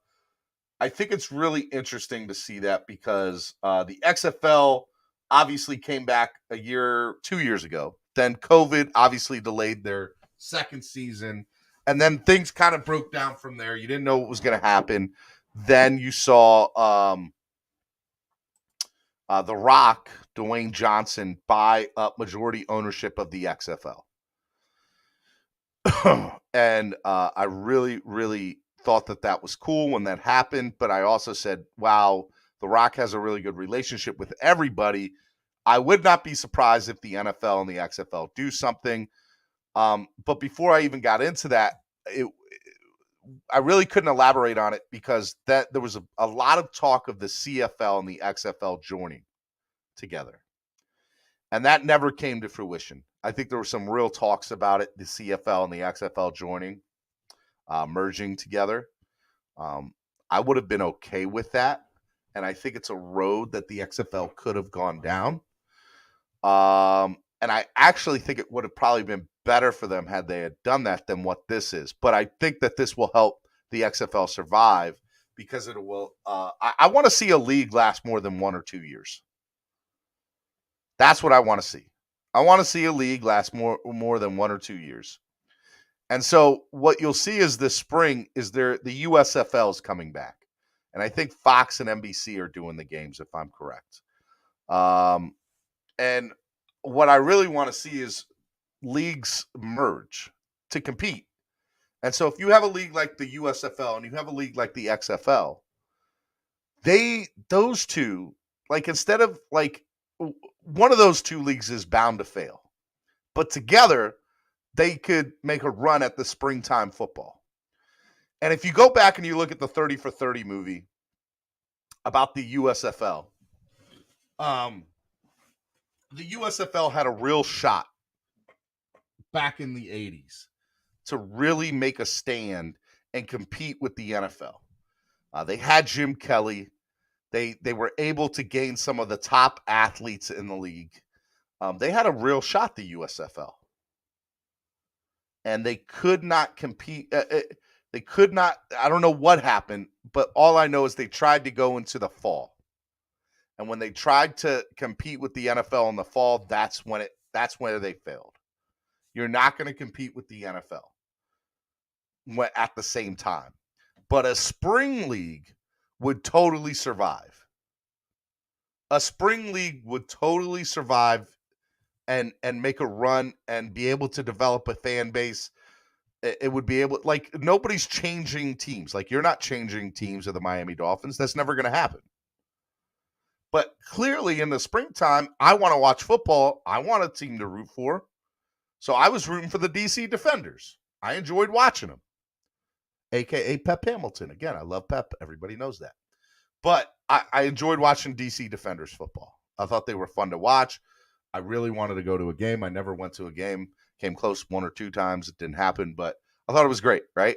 And I think the XFL allowing, merging with the NFL or collaborating. How about collaborating with the NFL is the word there. I think is going to be good. And so if the XFL stays in the spring and their game is different in certain aspects and the same in others, I think it can definitely be a great thing for the NFL and the XFL. So it'll be very fun to see that there. Lance McDonald said the NFL doesn't like competition. They don't like competition at all.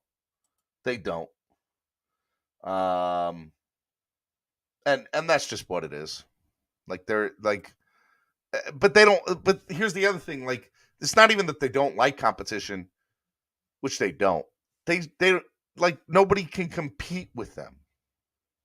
There's a reason that they're on almost every day of the week now. And I exaggerate that. But, hey, look, they got Monday Night Football. You got Thursday Night Football. You have Saturday Night Football. You got Sunday Night Football. They are on 4 days out of the week towards the end of the season. Right? So, with all of that said, I think that it'll be really good to see. Omar says, I want to see the quarterbacks not babied in the XFL. Nah, you're never going to see that, Omar. Quarterbacks are always going to get babied. That's just what it is. All right, Miami Sports Music's number one Miami fan morning show, Clap Blockers. I've enjoyed hanging out with y'all this morning, and I want to hang out more with y'all. So what I'm going to do right now is we're going to open it up for the Dolphin chat, which I know a lot of you probably want to talk about the Flores interview, and you want to talk about, what was said in this I Am Athlete podcast. Let me just state how I feel about it one more time before I bring you guys on. I really feel that this interview it's exactly what I expected it to be. I didn't expect there to be a lot of hard-hitting questions. Love, hate, whatever you like about Omar Kelly, I think he was the only one asking hardball questions to Flores in this interview. And that's no Caesar, yes, I did. And it's animation, and I don't do animation. So I tried to watch the first episode and I couldn't get into it. But I did watch, Caesar. I meant to text you that. Let me get back into it. So Omar didn't hold back. But Omar also wasn't necessarily allowed to ask certain questions too. And part of that is, I'm sure that Flores came in there and says, I can't talk about X, Y, and Z. And if you do talk about it, we can't get into detail. So to Flores's credit, I think we opened up a side of Flores we never saw. I think that there were some revelations in here that I found interesting. The first revelation was he never signed his paperwork, which allowed him to sue the league. Didn't know that was a thing. So I think that's really interesting from that standpoint. So not only is he not getting paid from the league, I find that all very, very interesting. Hindsight being 2020, this interview was done before he got the Pittsburgh job. Now he's got a job in Pittsburgh. also think it's hilarious that Minka Fitzpatrick is there, because if there's any now let me tell you, if Minka stays, because he's the defensive backs coach, if Minka stays and they succeed in Pittsburgh, it wasn't Minka and Flores. You say what you want, because they found a way to make it. If they find a way to make it work there, again, it's and I'll get more into that about my thoughts about the interview and takes that I took away from it. The other thing that I thought was really interesting too is that Flores basically said I was fired. Part of the reason I was fired was my race. Good, bad, or indifferent. I've said this. I think that two things can be true. I think there's truth in that, but I also think that there's an African American, there's a black man who's the GM, and he doesn't seem to have a problem, and he's able to say what his mind is. So I think there's two things that can be true, right? And so I don't think he's lying when he says, "Hey, look, I have an aggressive personality. This is who I am. It makes people feel uncomfortable." 100% know that and think that there's truth in that. And I'm not calling the man a liar, and I'm not going to question his integrity. But I'm also going to say that, hey, man, just because all that's true, you also had another black man in a position of power who didn't deal with those things. So it can't be he's not having that problem, but you are. So there's got to be something that your personality just isn't that great, or whatever it is. So I think that there is truth in both sides to that. The other thing I took from it is he is a man of integrity. He is a man of integrity. I think we all knew this to a certain extent. I think some people now question it because of the lawsuit and how the Dolphins are looking in this scenario. But I 100% think that Flo is a man of integrity and respect to the game. And I say that to another take, is I think this is how bad the Dolphins organization is run. I say that because of this. Omar tried to talk. He asked the question, and then I was really upset at Brandon Marshall sidestepping it and not going into more detail on it and not allowing that conversation to go further. Is he asked the question, hey, in the interview process, you would have known that the Dolphins wanted to tank. And if you knew the Dolphins wanted to tank and you knew that's what the plan was, why did you take the job? And vice versa. But the same can also be said from the Dolphins standpoint, right? The Dolphins knew what type of man Flores was, and they would have known that in the interview process. So one of three things happened. Either A, it was never talked about in the interview, which I highly doubt that it was. It wasn't talked about. I'm sure that it was. And that goes to 1A. Either the Dolphins assume that, okay, he's on board with the tanking to a certain extent, or he understands the situation. Maybe he said, look, I'm going to try to win, but you guys can do what you want to the team, and I won't hold it against you. Which means you can gut the team, but the players you give me, I'm going to try to win on Sundays. And I'm sure that Greer and Ross basically said, we'll just gut it. He's not going to win with a team that's that bad. And most people couldn't. That first year was one of the worst and poorly constructed teams in the history of the NFL. It was gutted, top to bottom. And he got that team to win 5 games. And I think that just says how much of a good coach he was and able to do certain things. The other thing that I also find very interesting too, that I took from the interview, is he seems to be somebody who understands a lot about the game. and understands different packages and how to work. And we saw in a preview clip him talking about Tua, but in the interview that never was in there. So it really sucks that we didn't get to hear more about the Dolphins and the football aspect side of things, right?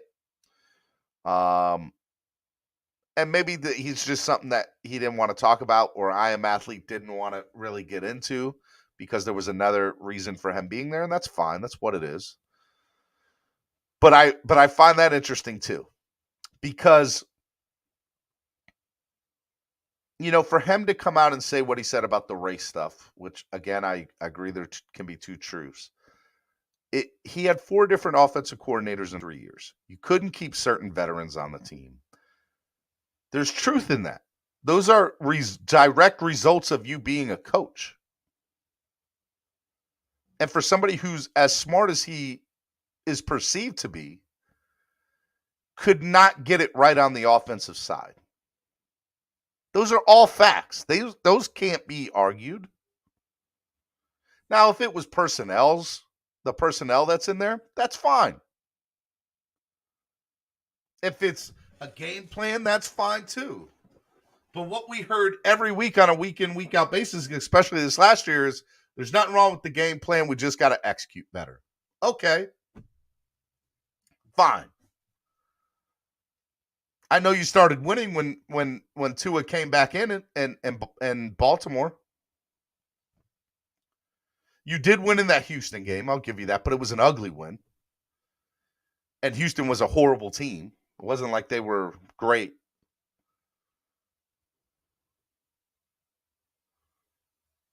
The other thing that I have a big problem with that and I said this last week and I'll say it again, people that call him a snitch, I have a problem with that. He is not a snitch.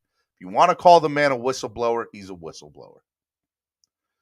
But he also was him saying, if I didn't say anything, I couldn't necessarily live with myself, which goes back into, again, with a man of integrity. And I know some of you in the chat are like, well, he's not a man of integrity. Flores, I see it right now. Flores is a clown.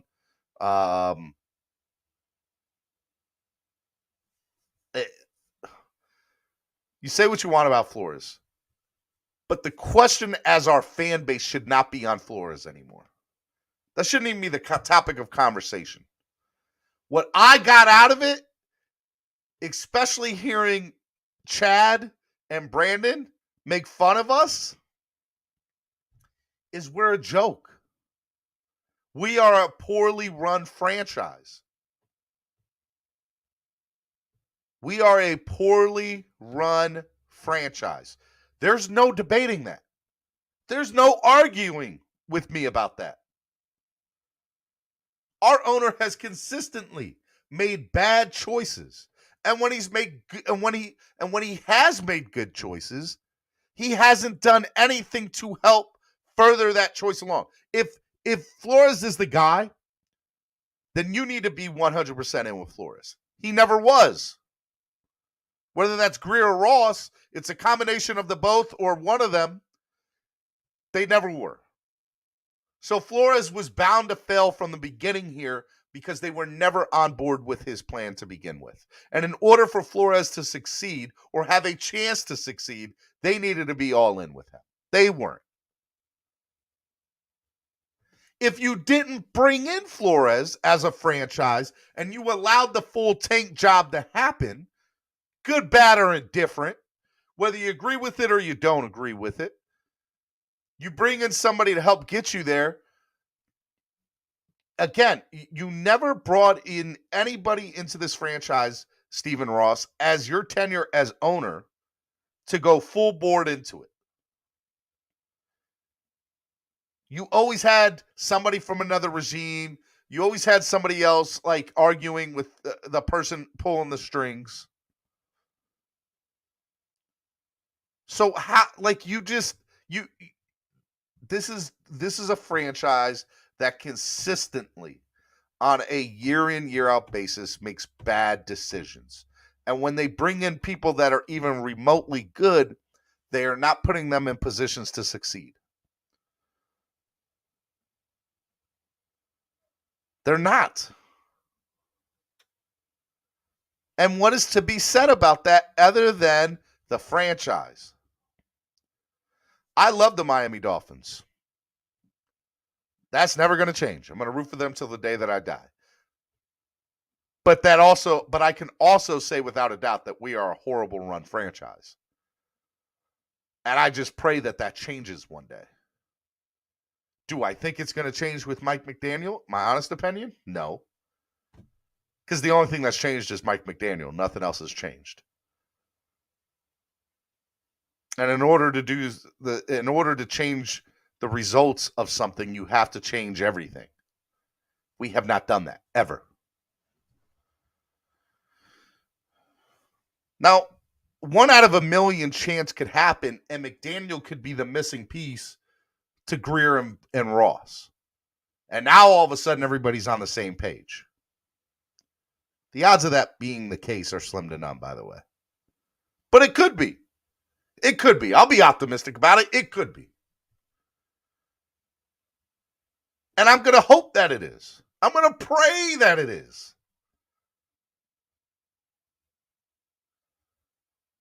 But is anything in the last 25 years, the last 15, since Ross has taken ownership of this franchise, given you the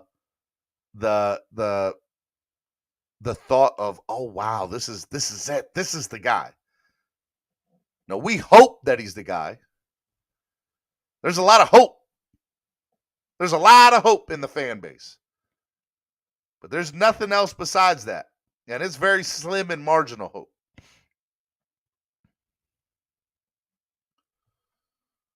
So, look, if McDaniel's the guy, great. I hope that he is. I hope. Hope is a very unique word that we as a fan base need to realize that if we ever want our hope to increase, other things need to change.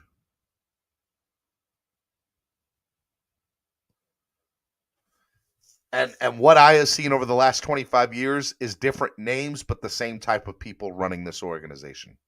Jeff Ireland, Chris Greer.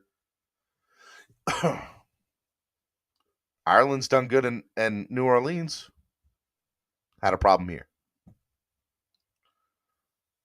Right? There's just something to be said about that. And there's some people that haven't succeeded when they've left here. I just want to see the Dolphins do something that, as an organization, tells me they're headed in the right direction. One of the things that would do that, new owner. Give me a new owner. Give me an owner that's not a part-time owner, that his sole job and purpose is, I want to bring a Super Bowl to Miami. Here's what I'm going to do. I'm going to bring an X person, and whatever they say, we're going to go with. Whoever that person is. And you allow that person to bring in their personnel. I'll be honest with you. I don't know if you asked Greer who your ideal candidate, again, I don't know Greer from Adam and Eve. But if I had to guess, Greer, who is your ideal coaching candidate on any team? Not just this team, not just where this franchise is currently right now. I don't think that McDaniel would have been his first pick.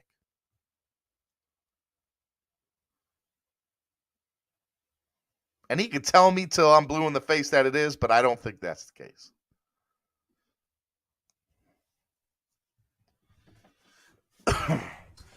And that interview told you that. That Flores interview told you that. Chad Ochocinco, Chad Johnson, Brandon Marshall told you that.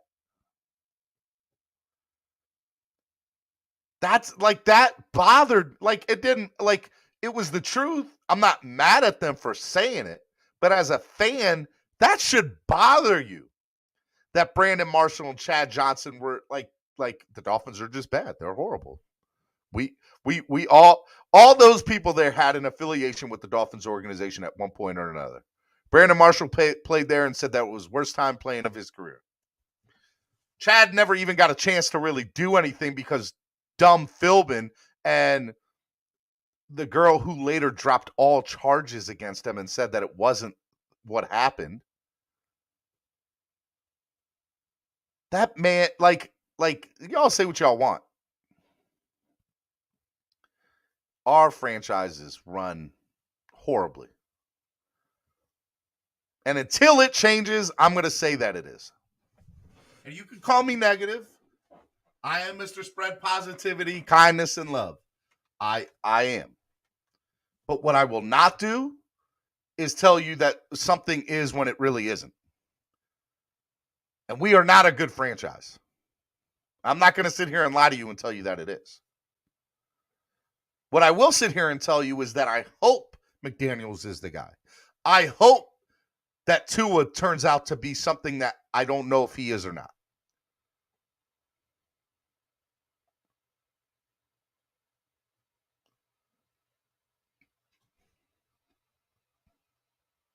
I hope.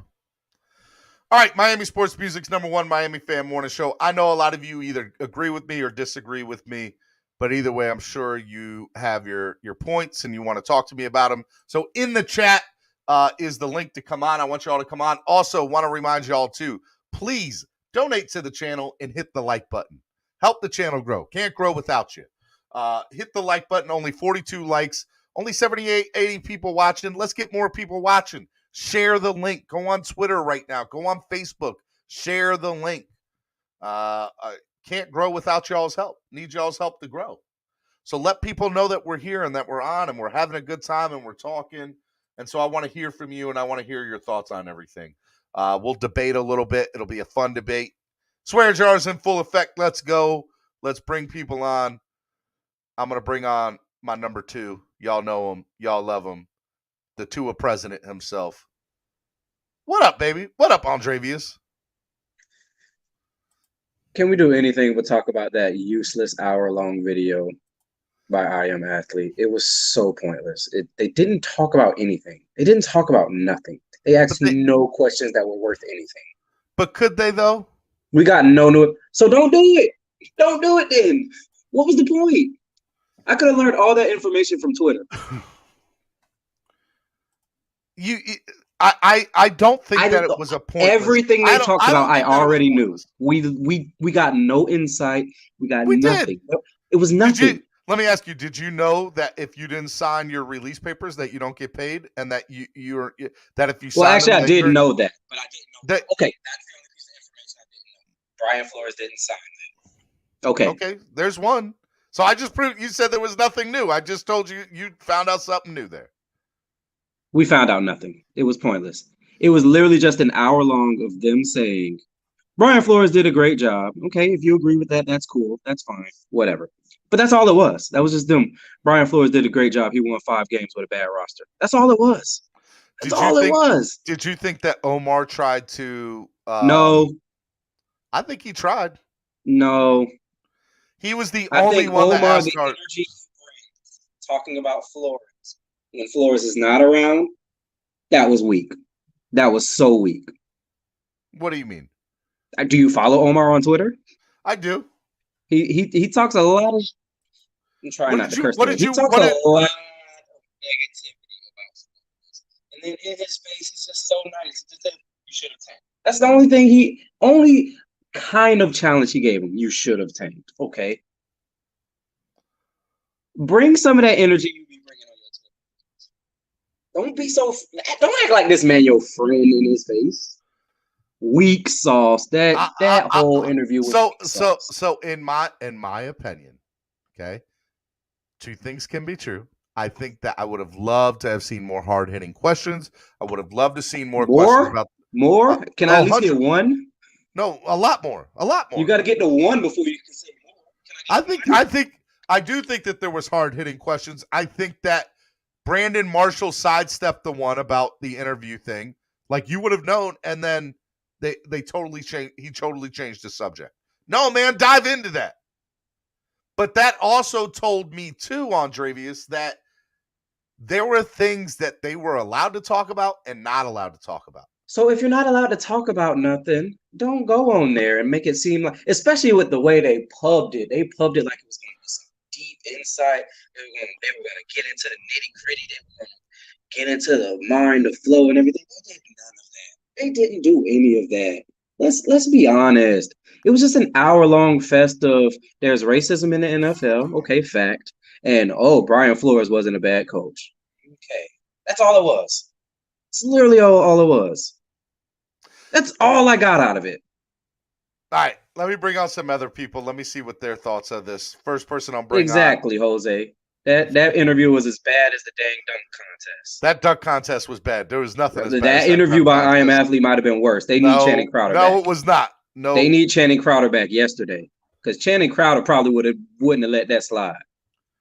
I would like to have seen Channing in that. He's on The Pivot now. Another great podcast. Go check out The Pivot. The better one, because Brandon Marshall is too busy trying to sound smart, and he's not. You over here just creaming. I'm over here giving facts, baby. Brandon, so I'm over here delivering the news. They were scared. Let's get something straight. I love I Am Athlete. I think it's a great brand. I think it used to be good. You look past tense. That's one's opinion, and I disagree with your opinion. It's a piece of history at this point. Disagree with you. We will agree to disagree. I mean, your disagreement is wrong. Well, I've never been claimed to be right at any point in time. I've always just claimed that my opinions are my opinions. They need Channing Crowder back so bad. It's just pathetic at this point. Now, Channing is a real one, and I would have liked to have seen the questions he would have asked. But again, I'm sure there are just like if I have a chance to bring on Brian Flores, I'm sure that he's not going to be able to answer some questions. Now, I would ask him certain questions, but he might. But two things. Number one, he would they weren't going to set him up. That was never going to happen. It doesn't have to be a setup. Allow him to speak his piece. He wasn't even allowed. He didn't speak his piece. They didn't even get no insight from his perspective. They didn't even when he said that his firing was because of race. They didn't even ask him to go into detail about that. And that was his opinion. That was coming from his perspective. So I would have, and that was a layup. I do think I got fired because of race. Okay. Tell me why you think that. How was your race a part of that? They did none of that. It was so weak. Is somebody calling you? Clickbait. It was clickbait. It was clickbait. Right. Let's be honest. It was a layup question. I got fired because I believe race played a role in my firing. Okay, let's talk about that. They didn't even do that. Von 954. That interview was just a PR move to benefit Flo. All right. Steven, you're tell him his mic is cutting out. Your mic is cutting out, Andre Vies. It keeps cutting in. Is it fine now? Right now, but it keeps on cutting in and out. Okay. All right, let me bring on some other people in here. Crypto, what's up, Crypto? Crypto? Hello? Crypto? All right, I'll bring Crypto back in a minute. Let me bring in MCJB. What's up, MCJB? Got a golf ball word. What's going on? How we doing? We're ready for the golf ball word. Bring it. 2. The number 2. Think of the date. What is today's date? 2/2/22. And at 2 o'clock and at 2:22 today, it'll be 2/2/22/22/22. And it's a Tuesday. It's Tuesday. Well, never even put that into account. It's Tuesday. 2. Look at that. It's Tuesday on a Tuesday. And all the twos are in it. Y'all better go play those numbers. That's all I'm saying. Y'all gamblers out there better play those numbers. All right, let me bring on Alexander. What's up, Alexander? Hey, what's up, guys? How's everybody doing today? We're good. How are you? We're good, man. How are you, brother? I'm all right, man. I just that whole interview was a load of garbage. Okay, you know, why do you think it was a load of garbage? Because let me tell you something. You put Miami Dolphins and race in the same sentence, I got a problem with that. Okay, because talk to me. Because I don't have a problem with it, though, Alexander. I just wish they would have actually talked about it. They didn't even talk about it. That too. I get that too, but let me tell you something. The Dolphins are not a racist organization and never will be. Okay, and And for you to come out and sit there and say that you think race played a role in your firing, no, get out of here, bro. Get out of here. So, Alex, let me interrupt you for a second, and let me tell you why there's truth in his statement. Okay, and Andrevius, I'm sure can either agree with me or disagree with me, but I agree that there are things that his white counterparts. Now, and I'm not talking about the tanking. I'm going to say just how you handle your day-to-day stuff, how you talk to people. There are people that find it intimidating, and that is a form of racism. Ignorant or not, it is a form of racism. And there is truth in that. But where the truth gets mixed up, I don't want to say mixed up, but where it can be argued is you had another black man in a position of power, i.e. Chris Greer, and he didn't have those issues. So two things can be true. That is true. He probably did intimidate people. He probably, was a very authoritative figure in that building. And I'm sure it rubbed certain people the wrong way.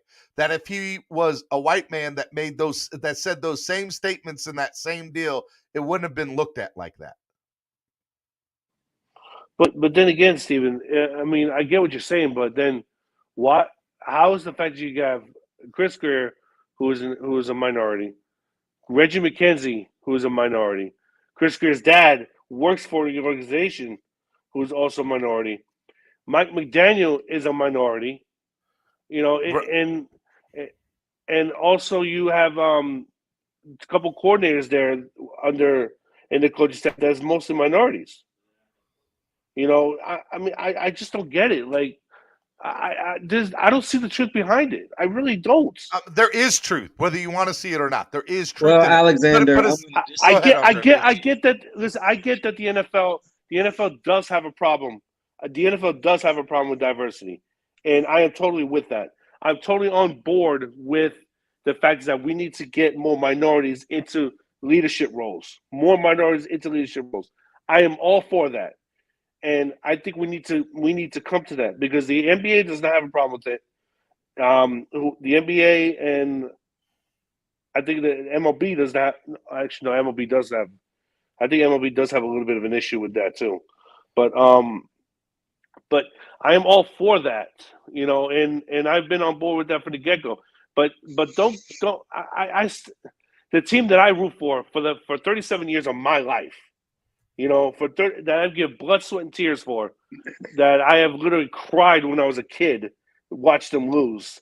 Okay, and I have spent thousands of dollars on this team, but I'm just aggravated and irritated, with all this.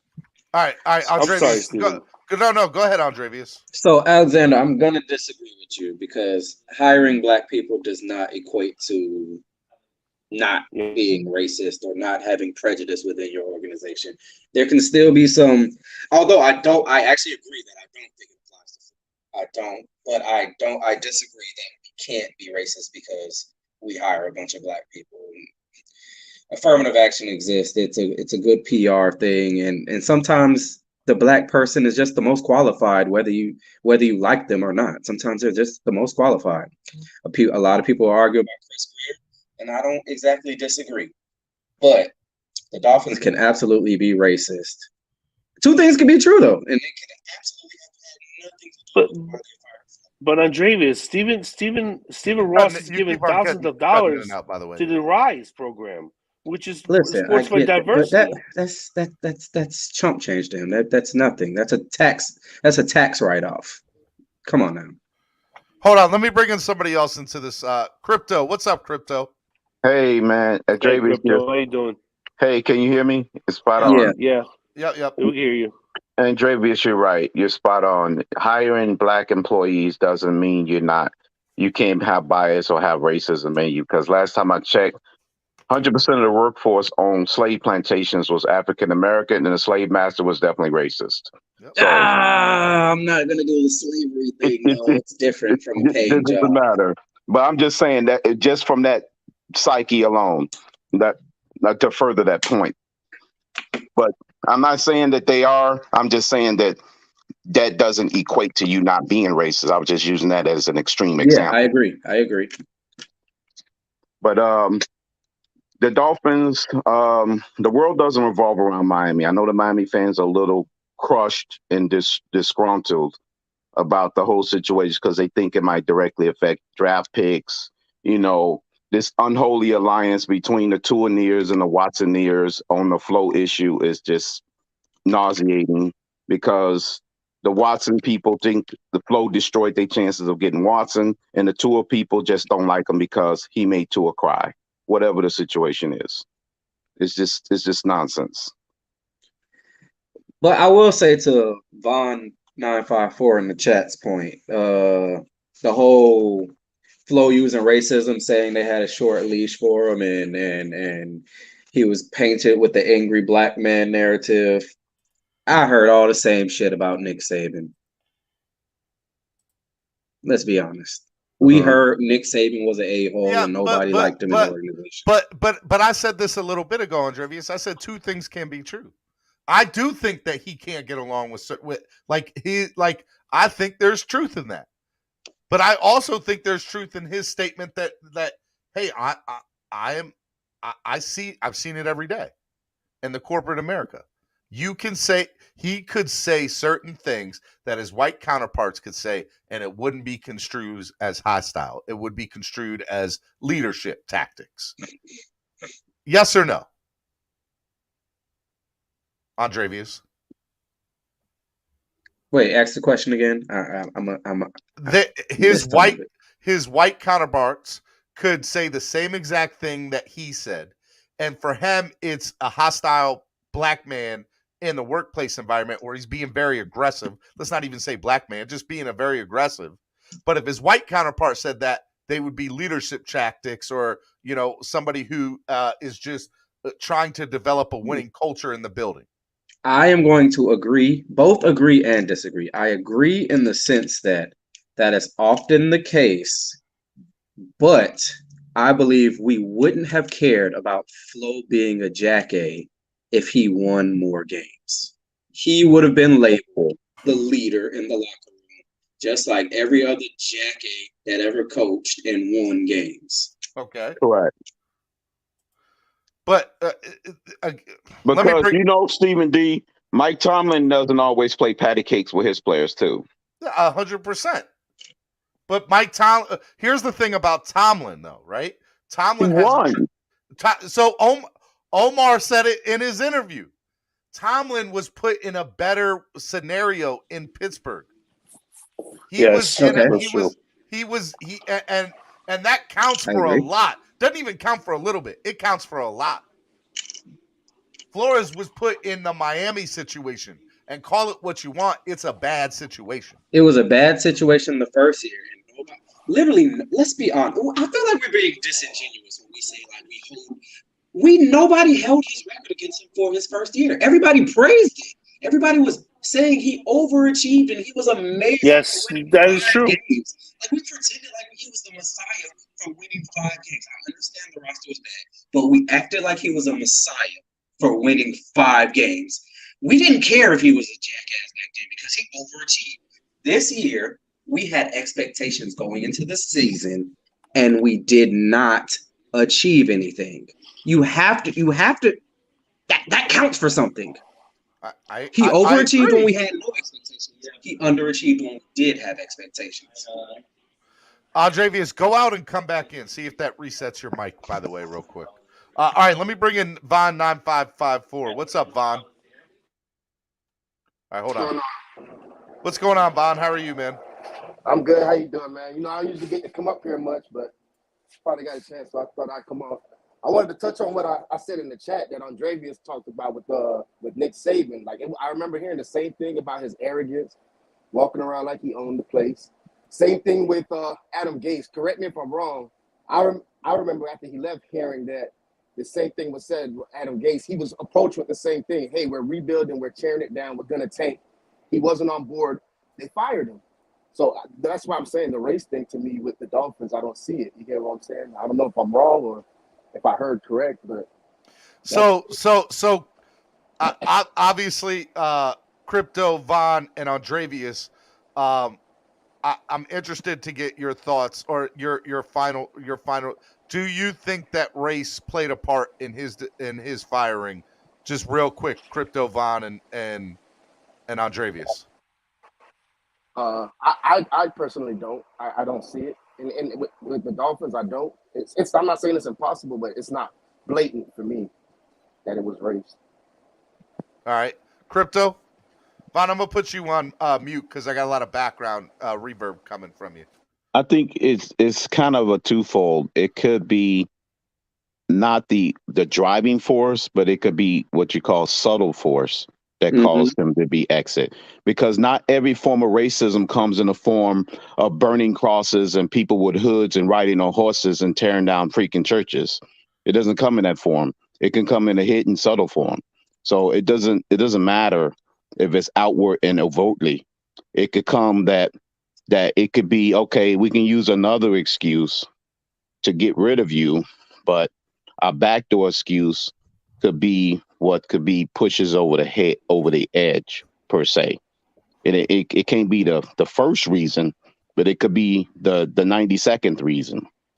Yeah, and again, that's why I'm gonna repeat myself. Two things can be true, and in this scenario, I think it is. I do think that there is truth in his, but I wouldn't say it's a majority, and I wouldn't even say it's a huge factor. I would say more of he really couldn't. I think that he really couldn't get along with certain people. Thank you. The good old boy network. He wasn't to play boy with. He don't want to play ball with them. Well, I mean, it wasn't even that. I'll say that there was two different ways of thinking.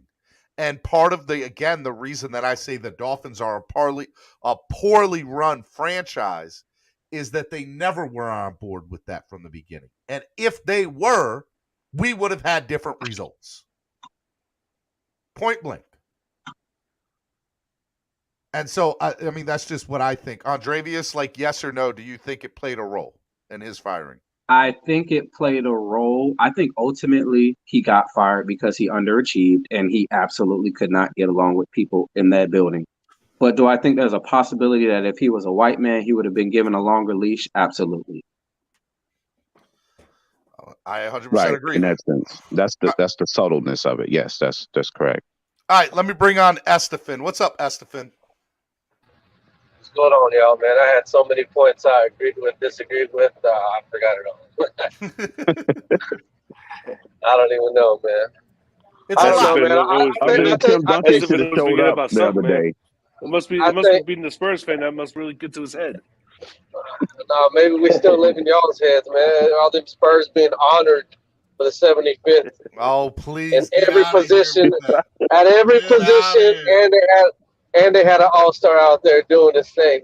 DeJounte Murray. That's what's up. I didn't see Manu Ginobili. I didn't see Tony Parker out there. I should have been out there. You know it. Anyways, so I'm here to talk about flow, man. I think one of the things that stood out to me that he said that was kind of low-key, something that I've spoke on day one of his firing. I thought this fan base was soft, and I'll continue to say that they are. You know what I mean? Like, I get it. You know, a lot of people want Tua to work out, man. But I think that's taking everybody down a soft path, you know, where, like, the fan base is just fluffy like a teddy bear, bro. Because I just don't get it where people that I got to be honest, it has to be people that's never played football because I've never been around soft coaches in football my whole life. Never. They were always a-holes all the time, bro. So, like, when Flores is sitting there talking about, like, a racial narrative, that is true. Because why is it that a white man, and I'm not racist, and I don't want to throw white people under the bus because y'all are people too. I'm not trying to, I'm just saying, why is it that when one ethnicity is a certain way, he's got the longer leash than the other guy? He was clearly telling you in the interview that you have to be a leader of men and you have to captivate that locker room. You have to.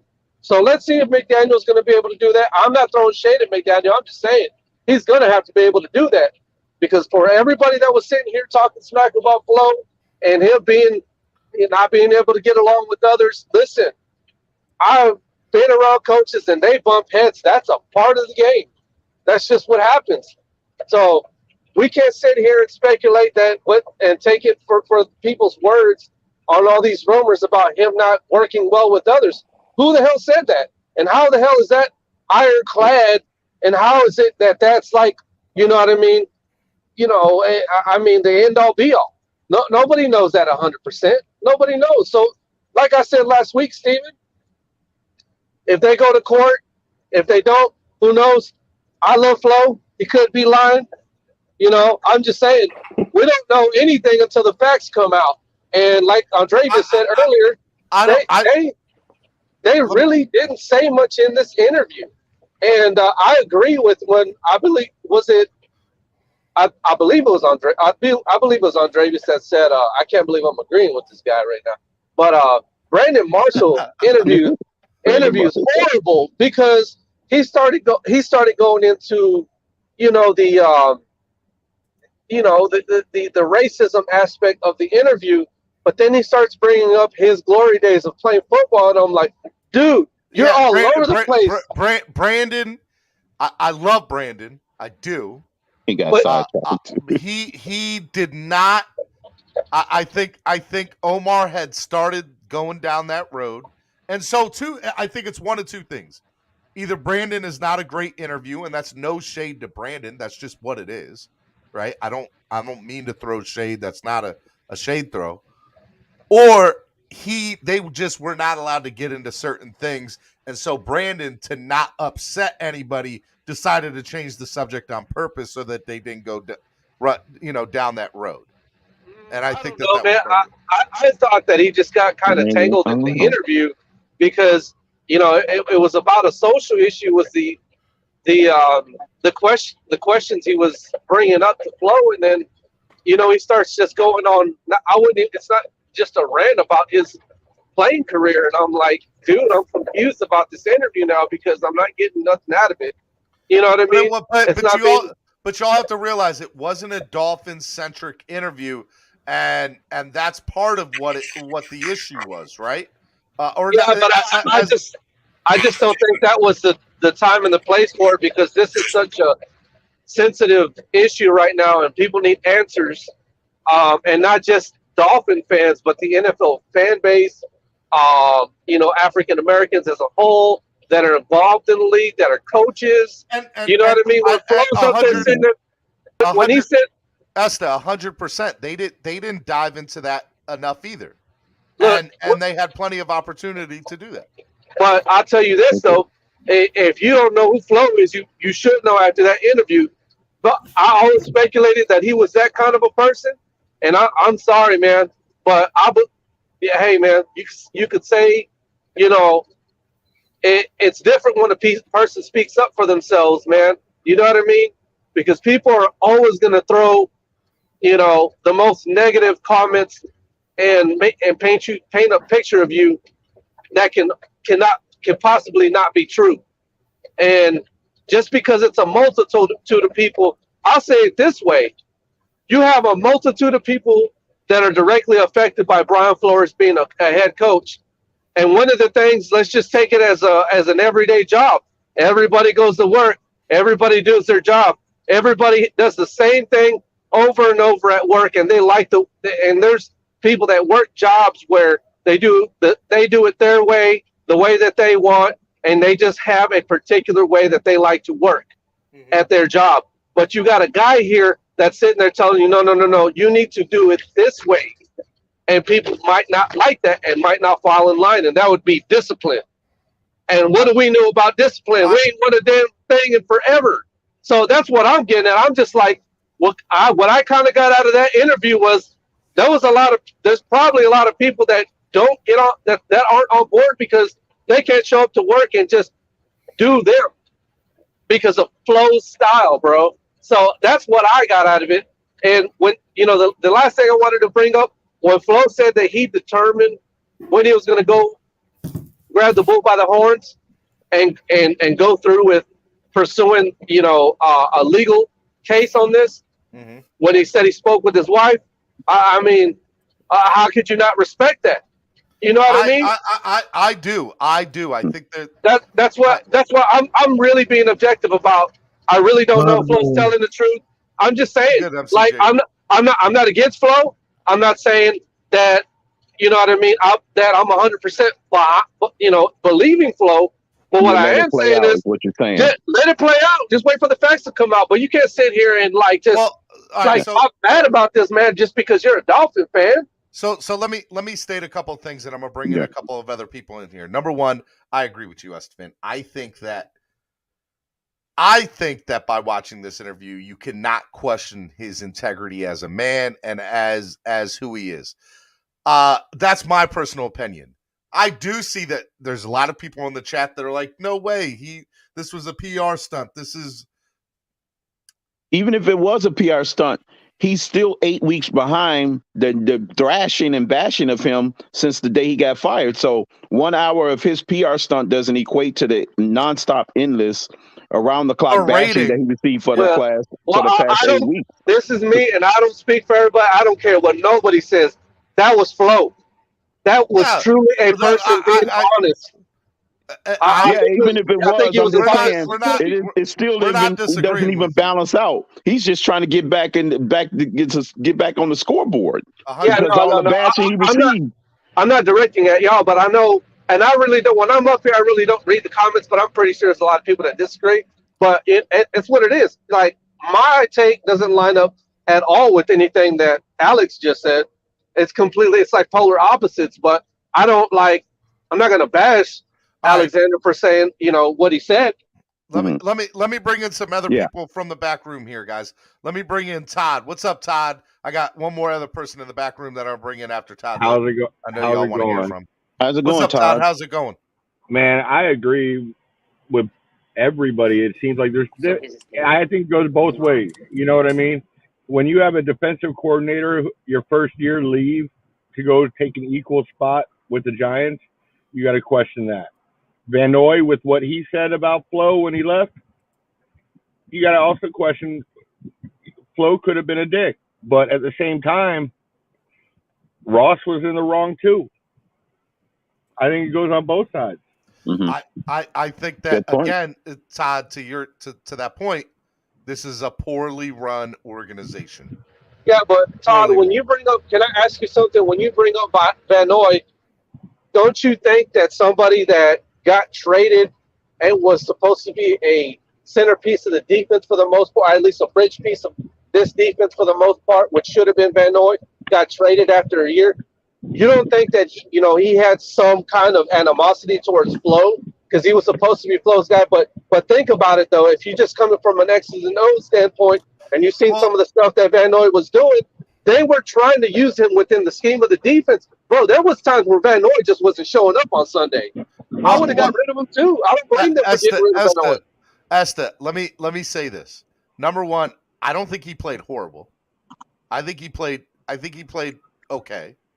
I don't think he played up to what we were paying him, but from a GM perspective, it I have to made disagree more with you there, sense. Steven. Well, that's fine. You can in a second. I think it made more sense to keep him instead of taking the cap hit that you took the second year. At minimum, you keep him for one more year, so you don't have a huge cap hit in the second year. That's what I'm saying, because here's the thing. Van Noy was one of the reasons why the defense was that good in 2020. He's the reason why the defense was so good. We're saying the same thing because I think he was good. I think he was good. He had 6.5 sacks. I think he played better than okay. He had 6.5 sacks. With over like 90 tackles that year. And the reason why they cut him is that was a full decision to cut him. Yeah, Greer did not want to take the hit. Greer did GM Greer did not. No, Greer. You can honestly sit here and say that Greer is the reason why Van Noy was gone, or was the Flo, and it was, in my opinion, it was Flo. Greer did not want to take the cap hit for Van Noy. The same with Eric Flowers. Eric Flowers. This is the same guy that sat here in this interview and said that Jacoby Brissett is better than Tua, that Preston Williams is better than Matt Collins, and Eric Flores can't play left guard, and Justin Coleman was a very good defensive back. Better than Tua. No, he said put the best players. Why are you substituting Tua on 4th and 1 for Jacoby Brissett or 3rd and 1? Can somebody sit here and tell me why? Because I can't. So we can get into that, and that's a whole different conversation. That's not him saying he's better than him. He kind of said that. I'm getting to where he said he would have put his best players out in the field for first. that situation. But he's not saying overall. He's still on there for 3 downs. Well, and let me say this. I don't agree with that play call. That's an absolute statement. You can't say that that's what he's saying by taking him out for one single play. And that's like once out of that's like less than 10% of the time. And all is expendable because of the level of play that Van Ginkel was giving us that year. Van Ginkel regressed in his play this year. You know what I mean? He wasn't as consistent as consistent of an impact on defense. But that's part of the reason that they got. If there was Van Ginkel was put in bad spots. If there were issues, if there were issues between him and Flo as far as Van Noy interfering with Flo and getting through to the team, it's like he said in the interview when they were talking about the Patriot way. Nobody's over you. You put the team before yourself. If Van Noy was putting himself before the team, I see where I give him the room for him to leave, man. All right, let me bring on somebody else to the conversation. My man, he equals clicks. Some of y'all love him, some of y'all hate him. My man Pete is in the building. What's up, Pete? What's going on, guys? How's everybody doing? Pretty good, Pete. How are you, man? What are your thoughts on all this, man? Oh, man, I'm just enjoying the conversation you guys are having. What a show you guys are having. God bless everybody here today. And now I'm going to just give you my thoughts on my favorite part of the I Am Athlete. And I'm here to judge a lot of you football knowledge right now.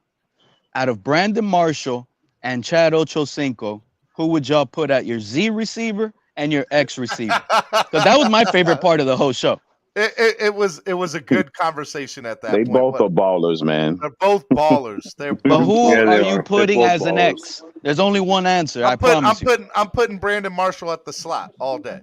Okay, so that means you're putting Chad at the X, and that's Steven, the only awesome. answer. Anybody goes against Chad Johnson on the outside, I don't even know. But here's the thing.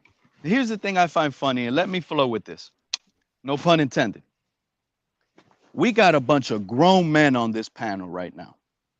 3 years ago, we were all still grown men on this panel. 3 years ago, nobody here can tell me on this panel that you, for whatever reason, thought the Dolphins were going to win the Super Bowl. Because whatever you're going to sell me on that point, I don't think nobody here on the panel would agree or even fall for it, okay? Everyone here knew we were a losing organization heading into the season after we dumped all of our veterans. That's one of the main reasons why I go at Greer. I respect Flores for not being a loser. I love winners. All I want to do is win. But you don't go against what your boss wants, okay? That's just what I believe in. So if at a certain point, you see, people want to sit here and put this, he chose not to lose. But at a certain point, it had to be said when you were already losing. It didn't happen before the season. Why come it couldn't be because they just a bad football team? Hold on. Us fans wanted that number one pick. Us fans, Omar Kelly said it. We didn't care. The season was for us to get our franchise quarterback, the best one. No ifs, ands, or buts. The franchise turning guy. And if you're going to sit here and tell me. There's a lot of franchise turning guys that was in that draft that wasn't the number one pick. Crypto, please. It was only Herbert or Burrows. That's it. There's no one else in that conversation. Right, so Pete, let me Herbert, Burrow, Love, it was a bunch of them. Pete, let me interrupt you for 1 second. Number one, Omar even alluded to it in the draft and said it was tank for Tua. Tua was the guy that we wanted to tank for to begin with. So let's So get they that. got their guy. They got No. their guy. Now, with That was the slogan. Okay, hold on. I'm going to finish. With that being said, they wanted Burrow, and they offered Cincinnati everything. They offered him 3 first-round draft picks plus. I don't think that was reasonable, Stephen D. I think it was more than reasonable. But Cincinnati knew what they had in Burrow. And the Dolphins could have offered them 5 first-round picks, and they still wouldn't have gotten that trade. That's what I meant. They wasn't going to budge no matter what, so it's unreasonable to even talk to them. So it goes back to the point, Pete, whether you agree with it or disagree with it. And by the way, I don't have a problem with either way for anybody. I think there's that there's pros and cons on both sides. If you but I'm not even done. That's the thing. I have to keep flowing before y'all can really fully understand. Well, I'm going to let you finish. The only thing I want to say, and then I'll let you go, is I think that when you're looking at it as a whole, if you wanted to tank and get the person that you wanted, you should have lost from that standpoint. But and Flores is mine, and I'm not mad at him for it. He was like, if you guys want to gut the team, that's fine. But whoever you give me, I'm going to try to win with. And I don't have a problem with that either. Hey, the reason why I say ownership dropped the ball was how did Tua get in? What do you mean? Ownership came down, told Flores put Tua in the second year, right? Yeah. What I would have liked to know is why didn't they ownership put their 2 cents in and say we want to see what we have with Rosen that first year, play him no matter what. I'm saying keep Fitzpatrick out and let's see what Rosen has, and then you're guaranteed your losses. Is what I'm saying. You're not going to get as many wins because Fitzpatrick carried that. Number one. Number two. Ownership should have never made it personal in the firing. They should have said it was for football reasons.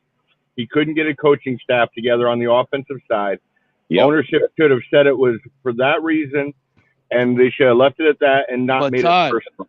But Todd, ownership said, correct me if I'm wrong though, bro, but ownership said Flores was fired due to collaborations and communication. That's why I said they dropped the ball. They should have said it was for football reasons. But that is football reasons. That is You're football. just spinning a narrative. Pete, Todd, like that is football reasons. No, that's not clear cut. Nope.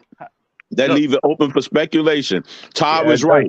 They should have made it plain and simple. We're firing because you can't hire coaches. You can't freaking get the job done on the field. Oh, so this is the first time. The ball. Okay, so what other head coach got fired? You're just in your feelings because you got a Homer hat on and you're like a Flores apologist. You're the one with the Homer hat on because you think he destroyed the chance for getting Deshaun Watson. Hold on, Pete. No. This is what you guys are not realizing. First of all, guess what? First of all, Crypto, if you really think about it, Flores really screwed himself so bad that he had to put himself in the conversations to go get Deshaun Watson. No, I didn't. How do you figure that? Yes, he did. Because if he would have just listened to the owner and said, man, Crypto, be quiet. Can you mute this guy, Steven? Because you just asked me, how do I get that? Because that's your only reason. I'm going to mute both of y'all. I'm going to mute both of y'all one at a time. Crypto, finish your point, and then Pete, go. Go ahead, Crypto. Pete, you've been smoked out. You've been smoked out of your cave. That's your only angle. You think Flores destroyed our chance of getting Deshaun Watson. You want Deshaun Watson on this team. Does that make any sense what I was saying, though, Steven? He's going out of character, bro. That doesn't make any sense. I'm basic because you're not. Let me talk, Steven, and let him mute him, please.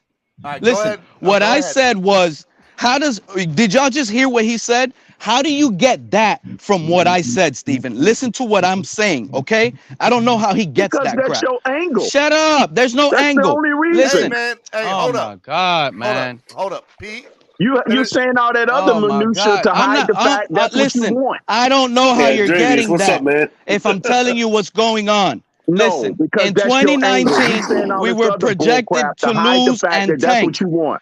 Okay, Steven. And you've been smoked out. He's a Flores apologist. Listen, go ahead. I'm no Flores. Smoked out. Listen, in 2019, we were tanking for Tua. Okay, everyone, the media, everybody knows this. We were supposed to get the best quarterback, Burrows. That's why we traded. Flores, he did his job, okay? Nobody could be mad at Coach Flores for doing his job the right way.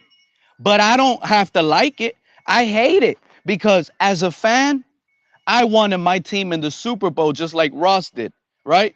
And that's who Ross wanted was Burrow. And as a employee, Flores didn't follow what the owner wanted. The owner had to go over him and have to trade things to try to get his rookie quarterback Burrows. Hold on, Steven. Hold on, Steven. And he screwed him up so bad. And guess what happens? Following year, Tua stinks it again.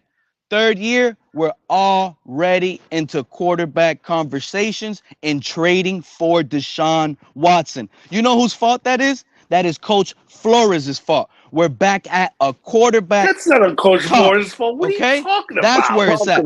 Because if it was from the owner, we would have got Burrows. There you go with your nonsense. Like I said, he's blaming Flores because he wanted Deshaun Watson. Like I said, checkmate. Hold on, guys. You see, that's the thing.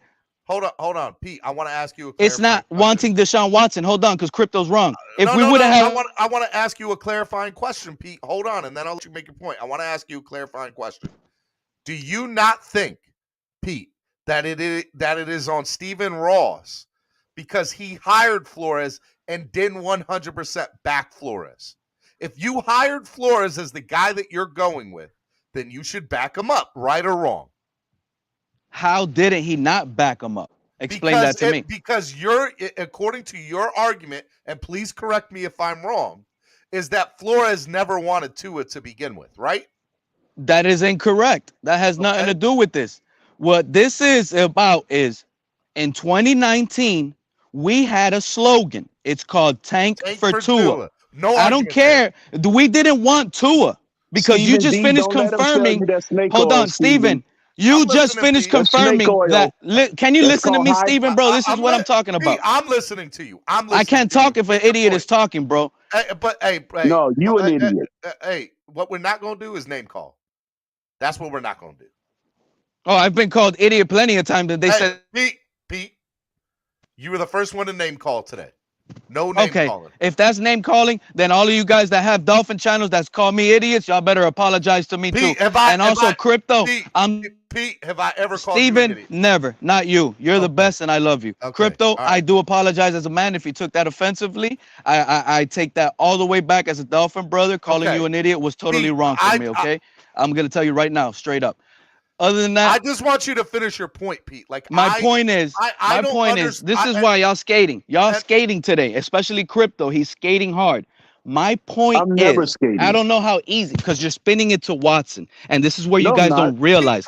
We're in this. One time. He says. He hasn't said Watson. Maybe you're not listening.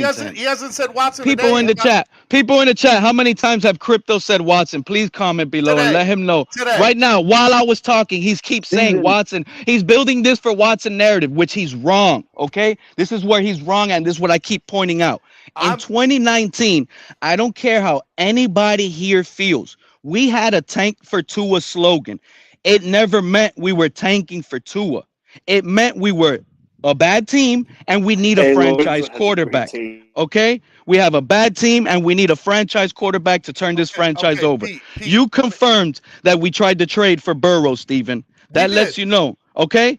And the reason, let me explain now. This is the point you guys are not understanding. The reason we had to give away almost 5 draft picks and some players for Burrows was because our coach Flores didn't follow suit with what the owner wanted. Okay, so all right, so let me stop you there. No, you can't stop me there. No. He just wanted to lose those last few games of the season, the Bengals games. Those are the games to secure that pick. At that time when he was winning You wanted your click. So 2 things, Pete. I'm going to interrupt you there because if that is the case, to me, that's not on Flores because Omar even conceded to it. And that's why I'm mad with Brandon because Brandon Marshall should have let that conversation go, that point of that conversation go further.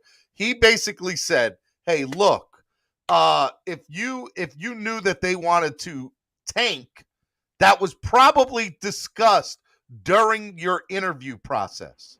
And he had a smirk. And he had a smirk to it. And call it what you want. Call it what you want. Or I'm stripping down the roster. And so this is what I think happened.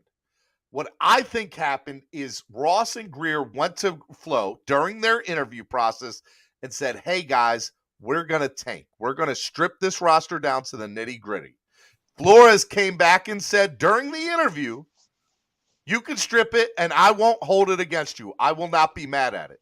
Right. But understand, whoever you give me, I'm going to try to win with. I'm not going to lose games on purpose. I think those two things were said in the process. Yeah, that's and with,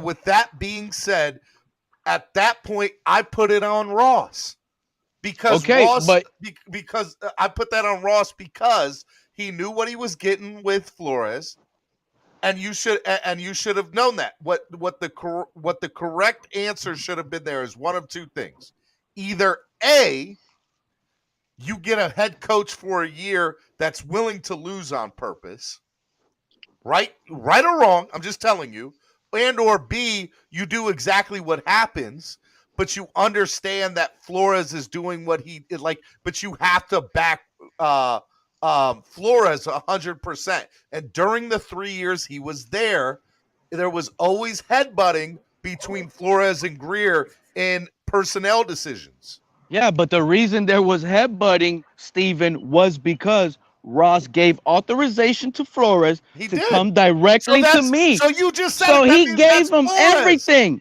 He gave him everything. I mean, that's Ross's fault. That's not Flores. That's but you're fault. No, you're flipping it. You're flipping it on Greer. But at the end of the day, he's giving him everything. They tanked on Monday through Saturday, and Flores didn't try to tank on Sunday. This is what I'm hearing from a lot of people. You're mixing up seasons. You're mixing up seasons and going out of the timeline. Right, Andrevius.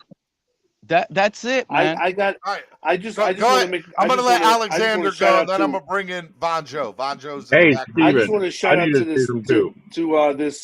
this comment here by Tua's trash. Green needs to be fired for failing a franchise and missing on a franchise quarterback once again. No, Green does not need to be fired. Okay, because 90% of the fan base wanted Tua to begin with. Okay, that's true. So therefore, if you guys are going to sit there and say Green needs to be fired for taking Tua, then you guys need a reality check because you need to look yourself in the mirror and realize that you wanted Tua too. At the end of the day, it doesn't matter what Greer wanted. It didn't matter what Greer chose. Ross wanted Joe Burrow. Greer has put together an excellent roster. And Greer got us our franchise quarterback in Tua, no matter how you dislike it, Pete. Tua is the franchise quarterback. But he wasn't a franchise quarterback. He wasn't even ready. He had a broken hip. He was short. Come on, he couldn't have a deep arm. All of this was said by your casual fan Pete before he was even drafted. So why don't you come up here and school me on some football then Tua's trash? Hey, Steven. Come on, bro. Tua is trash, Alex. I've been telling you.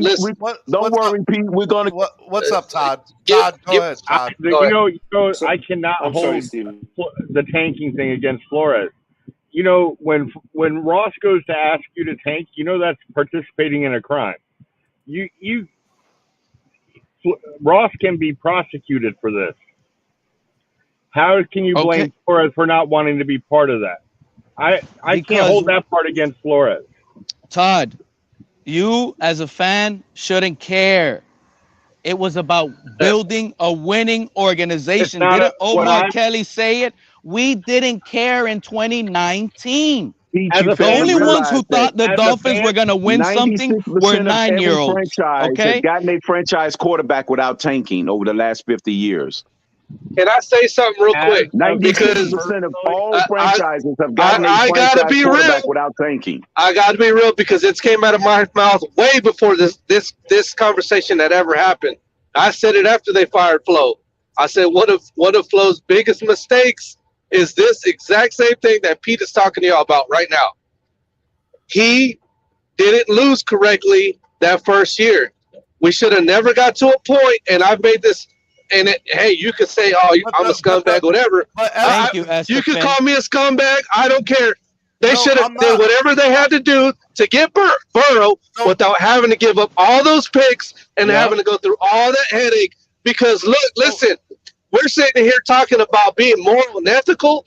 Let me tell you something. Throughout the history of this league, and when it comes to the draft, there have been multiple teams, that have been. Let me ask you. Let me ask you something, Estefan. Do you blame that on Ross or Tua? Or on Ross or Flores? Well, look, it's just like I gotta agree with Pete. I gotta agree with Pete. Your boss asked you to do something. But listen, this is hold on. You blame that on Flores. That's fine. Now, my question to you is this: are you mad at Flores because he didn't want to lose intentionally? And by the way, before you answer that, understand where he came from. Then why didn't Stephen Ross fire him immediately if he wasn't sticking to the so-called plan? Let Estefan talk. See, well, Stephen cut me off. What Crypto just said is what I had followed up saying. The receipts there weeks ago.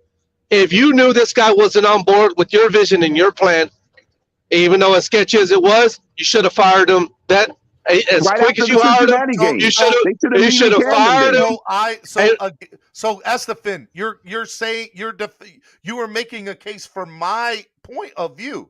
You are stating that because they should have fired him, that's on Ross. That's not on Flores. Right. Well, I mean, you're just saying it's on Ross. I could easily say, my bad, Estefan. When you're saying it is on Ross, you're right. Yeah. It was on Ross because he made the hire. He could have fired him mid-season, right? He could have fired him after week 1. He could have done whatever to fix it, but he didn't.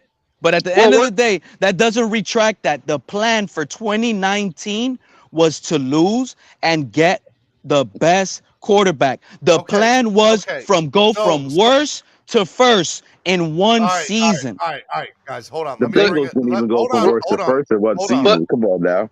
Yes, they did. Let me say something real quick, Steve. Oh, go ahead.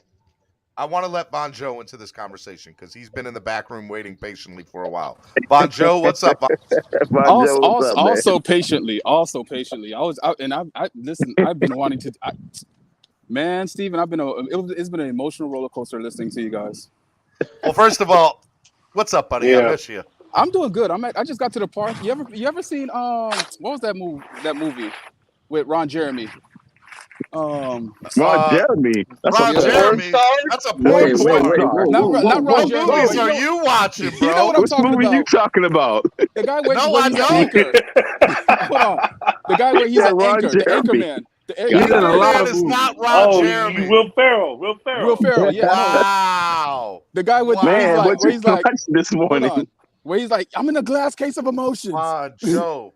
I know I'm wilding right now. Bon Joe said, I am. You seen that movie with Ron Jeremy? What was the guy? Hey, Bon Joe. Now we know where your emotions are. Ron Jeremy. You ain't never gonna live that one down, bro. I gotta go look at the Ron Jeremy archive now. If it ain't playing, he's talking about banging. You know Ron Jeremy's got like over 200 movies, right? Hey, rumors are Deshaun Watson is close friends with Ron Jeremy, Bon Joe. See, there we go. I wouldn't blame him. All right. But hold on, let me touch on a couple of topics. First one, this is an easy one to touch on. Alexander, that was a horrible take because I don't care how many fans. It could have been 100% of the fan base that says, "Hey, get Tua." As a GM, you're the talent evaluator. You're the one that touch the people. You're the one that sit there and have to make the choice. So I don't care what the fan base says because the fan base have clamored and literally pleaded with the Dolphins to do something, and they did the complete opposite. So that's not an excuse. Using the fan base as an excuse, that's horrible. Secondly, Pete, at the end of the day, you can't sit there and stand behind, let's lose to get better. You can't. Because at the end of the day, there's been too many organizations that have proven to you that you don't have to lose to get better. That you could just do it the right way. And the fact is that we still had, doing it the right way, we still picked number 5. And many people will say we picked the wrong guy. We still could have got a franchise quarterback if we would have went with Herbert. Right? But Herbert was still there for us. in my opinion, Joe, can I ask Vaughn a question? Hold on. I got a question for Vaughn. Can I piggyback on that for a second? All right, Alexander, then Estefan, then me. Alexander, Estefan, me. Go. So, I will still be on this narrative to this day, and I've said this narrative a whole bunch of times. Burrow down, Dolphins pick Justin Herbert. Okay, Tua goes to LA. We would still sit here and say the same exact thing about Justin Herbert that we're saying about Tua right now. I completely disagree because here's the you thing. see that Justin right Herbert there, does not Alex. have Go does sell a not phone, have bro. the weapons. Wait Does a not minute. have Hold on. the offensive line around him to set himself up for success. Tua was not set up for success. Tua was set up to fail from the very beginning. And now here's the thing.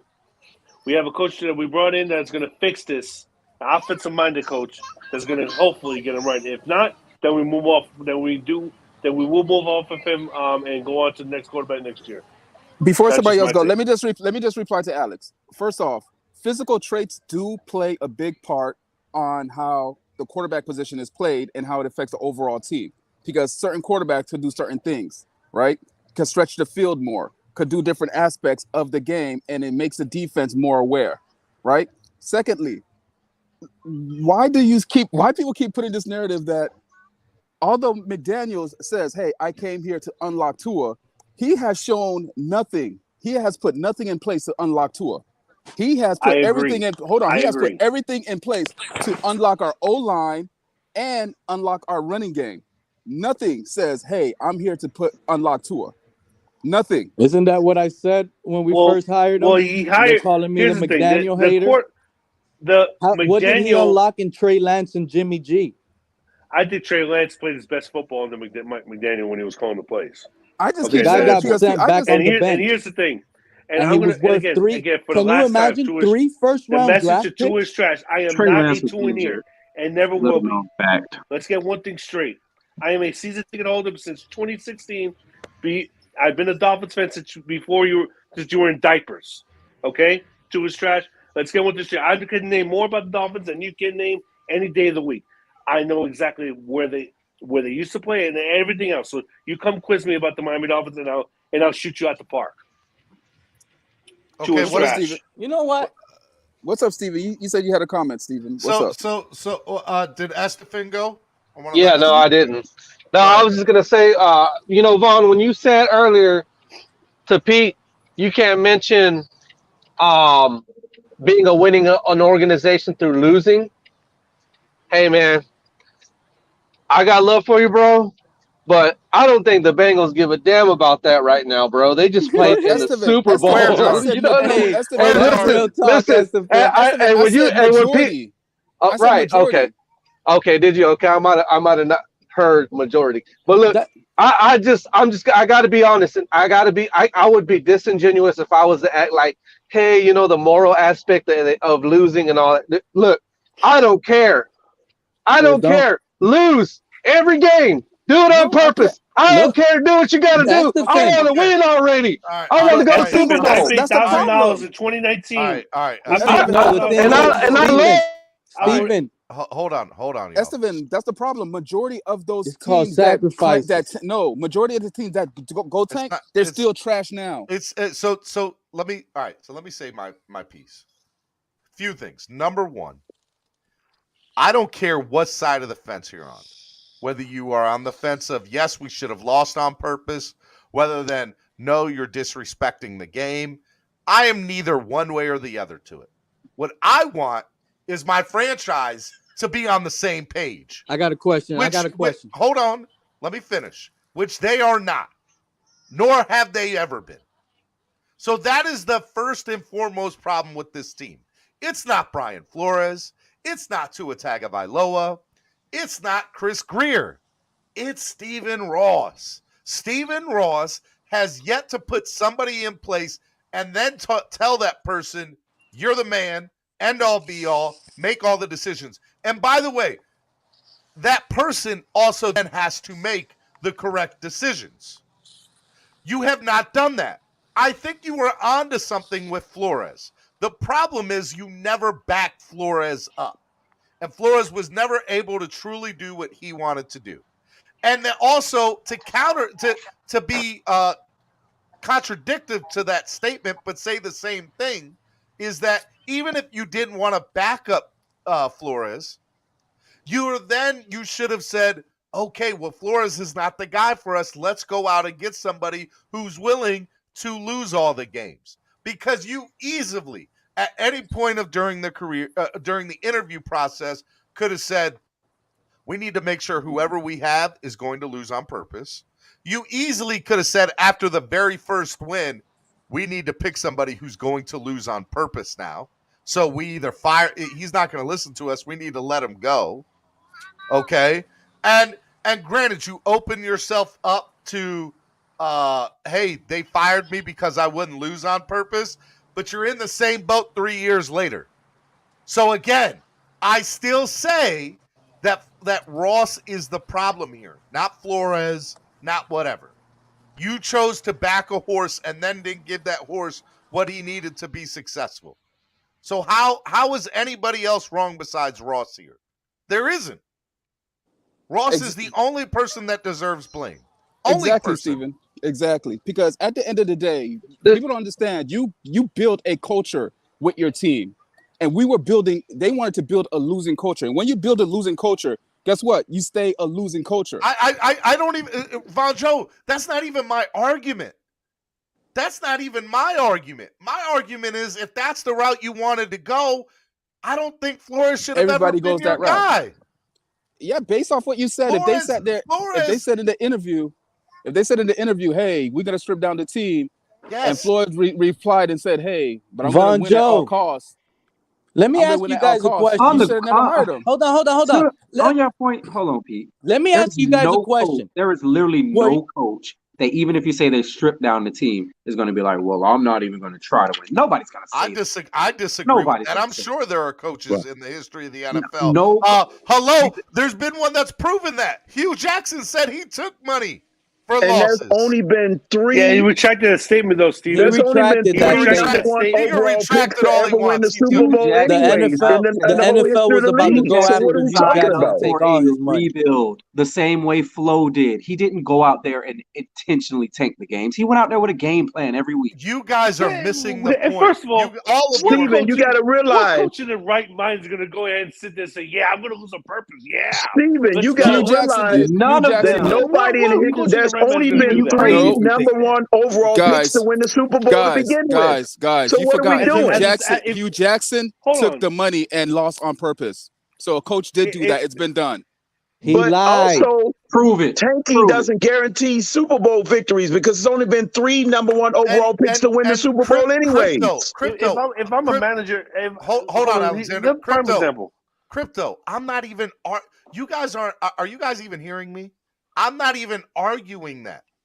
My argument is, which I want other people on this panel to agree with me and get on board with me, is understand that nobody was on the same page. And so when nobody's on the same page, whether you were with the losing, whether you weren't with the losing, you are still going to have failure there. This is where I'm exactly going to disagree with you and exactly disagree with Flo. If you weren't on board, you wouldn't have taken the job. Okay. No, you do take the job, but Shaw, this is what I don't understand. Hold on. This is what I don't get. What coach? How do you go into coach a in the job? right mind is going to sit there, Alex, we've already answered your question. Listen, Shaw. How do you go into a job and the job you're getting, they just finished firing all the best talent on the team? Everybody was cut, and it wasn't the scrubs. It was the starters. It was the Pro Bowlers. It was the big names. But and they were still cutting people. Cap casualty.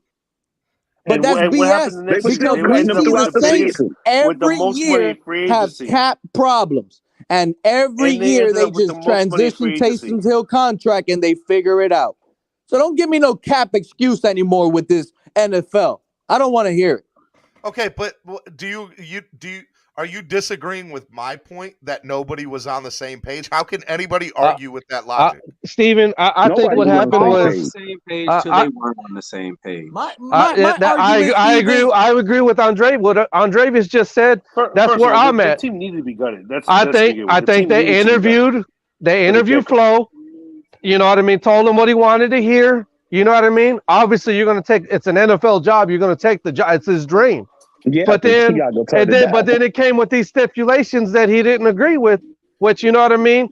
I mean, me as a fan, I lose every game. Shoot, I want to win. I'm tired of losing. But Flo don't know. Estefan. Hold on, Pete. Hold on. Estefan, are you telling me what I hear you saying, Estefan, right now is that Flores took your assumption, okay? Your assumption is that Flores took the job lying, saying, yes, I'll lose, and then reneged on that and said no? No. I think it's like this. I don't think this is how. Let me finish. Let me finish, and then you'll get the point, and then somebody else can talk. Look, let me talk after. What I'm saying is, look, for them to have been, I agree with what you're saying. They weren't all on the same page, but at some point they had to have all been on the same page to sat there and have done a media press conference and everybody taking pictures. There was an interview process that happened. Flo agreed. They talked. There was a vision. And then I think they came up to him and told him, look, we need you to lose. I mean, didn't he? Hold on. Yeah, because listen. This is how it happened, Steven. Because listen. No. Let me finish. I'm not done. I'm almost done. Listen, look. This is why I'm saying that, because he got hired, and what's part of this lawsuit that he has going against Ross say that Ross called him out to a yacht. This is after he took the job and told him to lose. So how's what I'm saying not valid? Like, you know what I mean? So if that's your point, Estefan, then they never had the conversation to begin with. And by the way, that's part of the problem. But let me tell you how the conversation might have went. Yes, Steven. What I'm trying to tell you. During the hiring process, they did not have the conversation about how they were going to approach the season. That's the season. That's just stupid. It is stupid. So you're going to tell me the conversation didn't go like this? Hey, Brian Flores, I'm going to pick you as the head coach. Okay. But as you know, you're looking at the roster. I cut all my best guys. Okay? I don't have good players on my team anymore for you to win. Okay. But if you can try. I dare you. But it's going to be super hard to win over here. So I suggest you take it easy and don't stress year one. It makes sense? So, Pete, in a way, I'm telling you to lose the season. Pete, this is what I think happened. I'll say it again for y'all. This is what I think happened. I think during the hiring process, whether it was said, what's the word I'm looking for? Like, it wasn't said in the exact words, but it was implied. That's the word I'm looking for. It was implied. It was, we are tanking the season. We are gutting this team. And then Flores, on that account, knew what this season was about. The moment he started winning, I think is either way, if Estefan's theory is correct, that they didn't have that conversation until after he took over the job, then it should have been realized the moment he started winning that Flores is not on board and he needs to go. The problem with doing that, y'all, is you then open yourself up to a potential lawsuit there. But the issue is two things. Number one, you never had the conversation. Either you never had the conversation during the interview process, which is a problem, or you did have the conversation during the interview process and Flores lied, which I don't think happened. I think that's a crazy theory. Or the third option is you had that scenario and it was implied, hey, I don't care that you gutted this team. Like, Flores knew what it was, but Flores also stated, I'm going to try to win ball games. And they were okay with that, which is another problem. Because if you're going to go for the tank, you go for it all the way. You don't half go for it. So the third theory to me seems most logical. They told him we were going to gut the team. You can try to win if you want to. That's your problem right there. You never should have allowed that. You should have said you either lose games or you don't. And if he's not the guy that's going to lose games, you bring in somebody else who will. Exactly. Don't put Fitzpatrick on your roster at the same time. But the thing is, just start Rosen the rest of the whole year. Right, just make sure he only had Rosen. And not only that. If you decide to go with Flores, then you go with Flores with the intention or with the thought process, with the mindset of Flores is going to change this into a winning culture, and he's going to do things differently that hasn't been done in this building before. And if that's the case, I should back Flores. And he never did. Ross never backed Flores 100%. And that was a problem to begin with, too. Greer did. But Steven, it's neither Flores or Ross's fault or Greer's. It's Fitzpatrick's fault. Why is that, Crypto? He should have never won those games and get that Miami Miracle and all that other stuff. It's Fitzpatrick. I got you. It's Fitzpatrick's fault. You know, at the end of the Matt day, Moore did to us a couple years ago when it came to Andrew Luck. At the end of the day, the Bengals tanked, not the Dolphins. At the end of the day. And who was in the Super Bowl this year, Alexander? The Bengals just a bad franchise. Alex, they wasn't trying to tank. Alex, don't be spewing lies like that. The Dolphins tanked as well. They just they did were it not tanking. Incorrect. Okay? They were never incorrectly. tanking to begin with. Alexander, I have to agree with Pete here. You can't say they weren't. Right, they just didn't tank correct. Well, Pete's right. They just didn't do it right. Alexander, you can say that you don't believe it. You can say that you don't believe it all you want to. But you have to understand they gutted that team from the inside out. And there's nothing. There's no other explanation to that other than we're rebuilding and we're tanking and gutting the team. That's the only theory that's plausible. That's what happened. Correct. They did gut the team, but the thing is, the team needed to be gutted to begin with. It needed. Why? Because of the cap. Because of the salary cap lies you're about to spew that they try to throw on you. Go ahead, guys. You guys keep saying who was in the Super Bowl, but who won? Pete, it wasn't for salary cap. The Rams. Exactly. The Rams. Well, that's what was always written by your favorite beat writers and YouTubers that are out there. Bonjo, I'll get to that theory. No, in a it's second. definitely not for cap reasons. But why couldn't Adam? You really think Brian Gates would have? You really think Brian Flores would have won with that team than over Adam Gates? The very same team he had. I think they all sucked. Let's just get that straight. The Adam Gates team. Exactly, Pete. They all suck, Pete. You really, but you can't. You're honestly going to sit here and tell me. Hold on. Brian Flores, wait. That first year they went to the Super Bowl playoffs with Ndamukong and Sue, and they had that #1 rush defense for like 2 years straight, and all they had to do was add Ndamukong and Sue.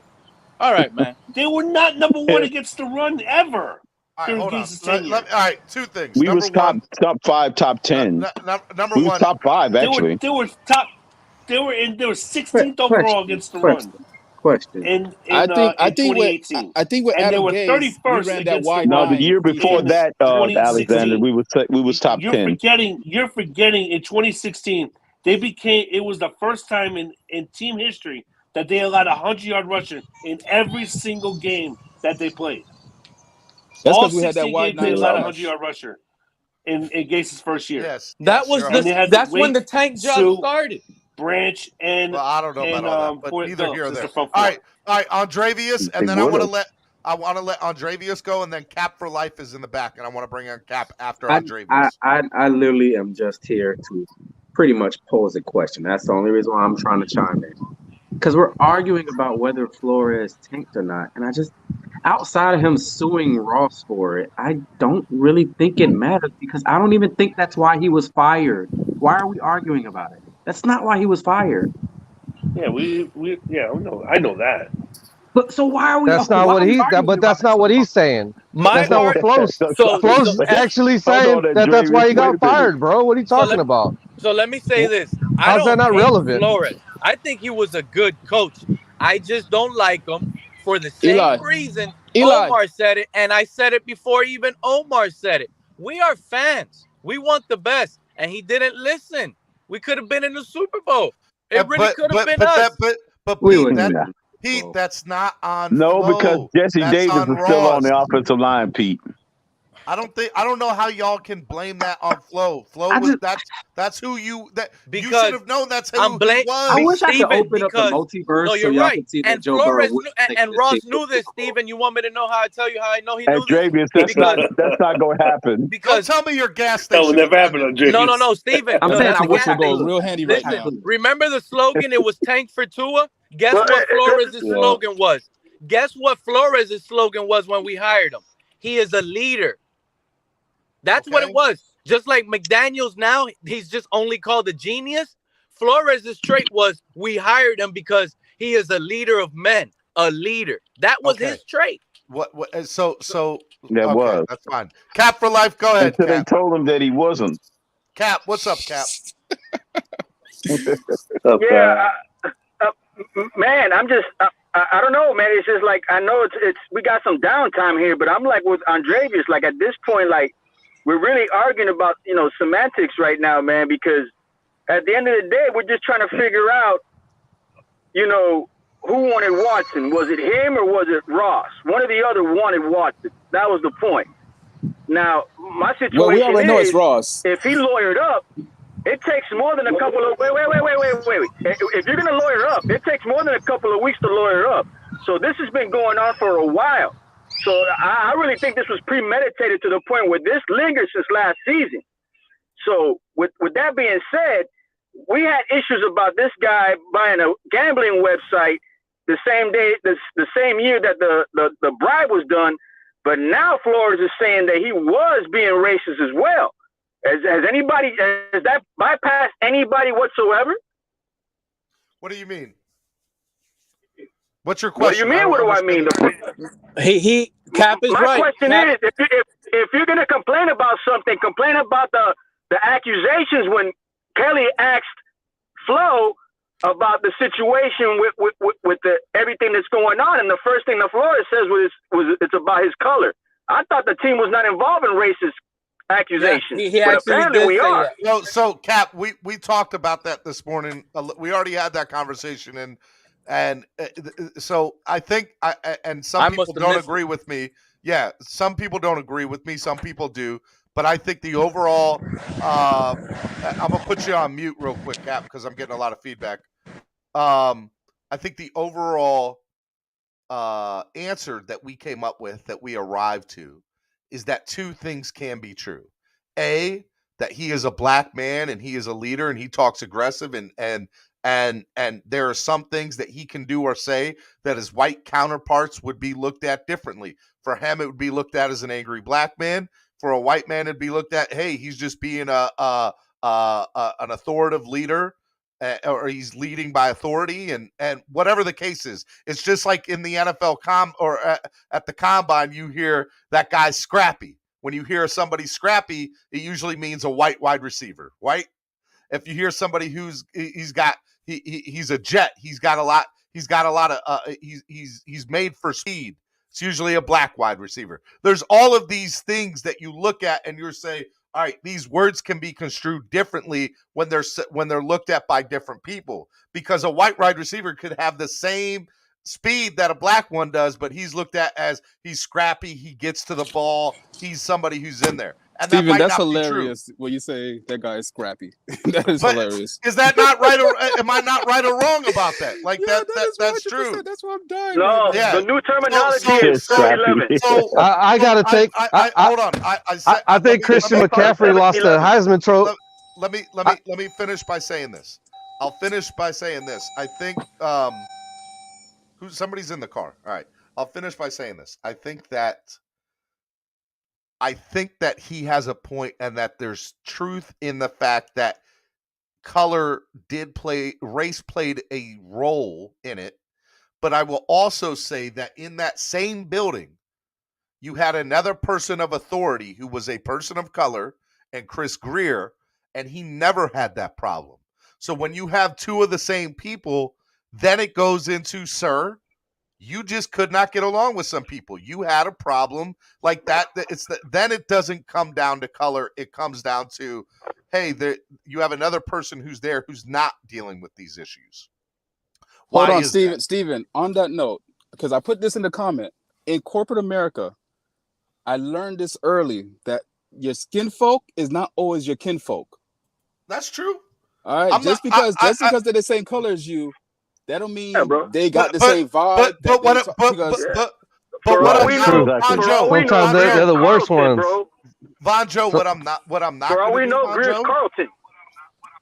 See, and Greer's Carlton. So, first of all, let's get something straight. I've been watching the new Bel Air straight. Then who's president, Alexander? I love Bel Air. You guys should watch it. It's on Peacock. Oh, Cafalef said that Greer's Carlton. What I will say, I'm not going to sit here and call him that because I don't know him, and I don't know like I'm just never going to do that. I think two things can be true. I think there's truth in Flores' statement, and I also think that, bro, you just lost your job because you could not collaborate. You could not get along with other people. White, black. That's a terrible word to use, Steven. What? Collaborate. Why is that a bad word? Because it keeps everybody confused and coming up with their own interpretations of it. He should have just came out and said what it was. That he couldn't get along with other people. He couldn't collaborate with other people. Guys, there was but everybody's coming up with their own definitions. That's the problem. But crypto, that's the problem with society. We want to interpret and perceive things the way we want to see it. I can sit here and tell you that the sky's blue, and you can say, no, it's lightning blue. It's sky blue. Mother hell, I'm about to cuss on my own channel. It's blue. I was gonna say, Steven, don't do it. Don't do it. It's blue. What are we arguing for? But that's no He didn't do the fans no favor by using that word. But Ross has never. But now it's a certain hue of blue. That's the problem with society. There's a certain hue of blue. Get out of here with that. What I will say to that, my guy, is that Ross has never done us any favors. And not only that, we live in a world, it goes back to my point earlier, right? Where I said, look, if he was not in on the tank job and the moment he started winning, you fire him. Well, then you open up yourself to lawsuit there because then he comes out and says, they fired me because I wouldn't lose on purpose. Right? So you can't do that. So now it goes back into the standpoint of he's not he's not going. They're not going to by saying collaborative. It opens it up for interpretation. You're correct, but it also leaves you to litigation, and you're able to say whatever you need. It's all corporate America jumbo mumbo. That's all it is. That's all it is. He had, but you know how the Dolphins fan base is. Joe, check the chat.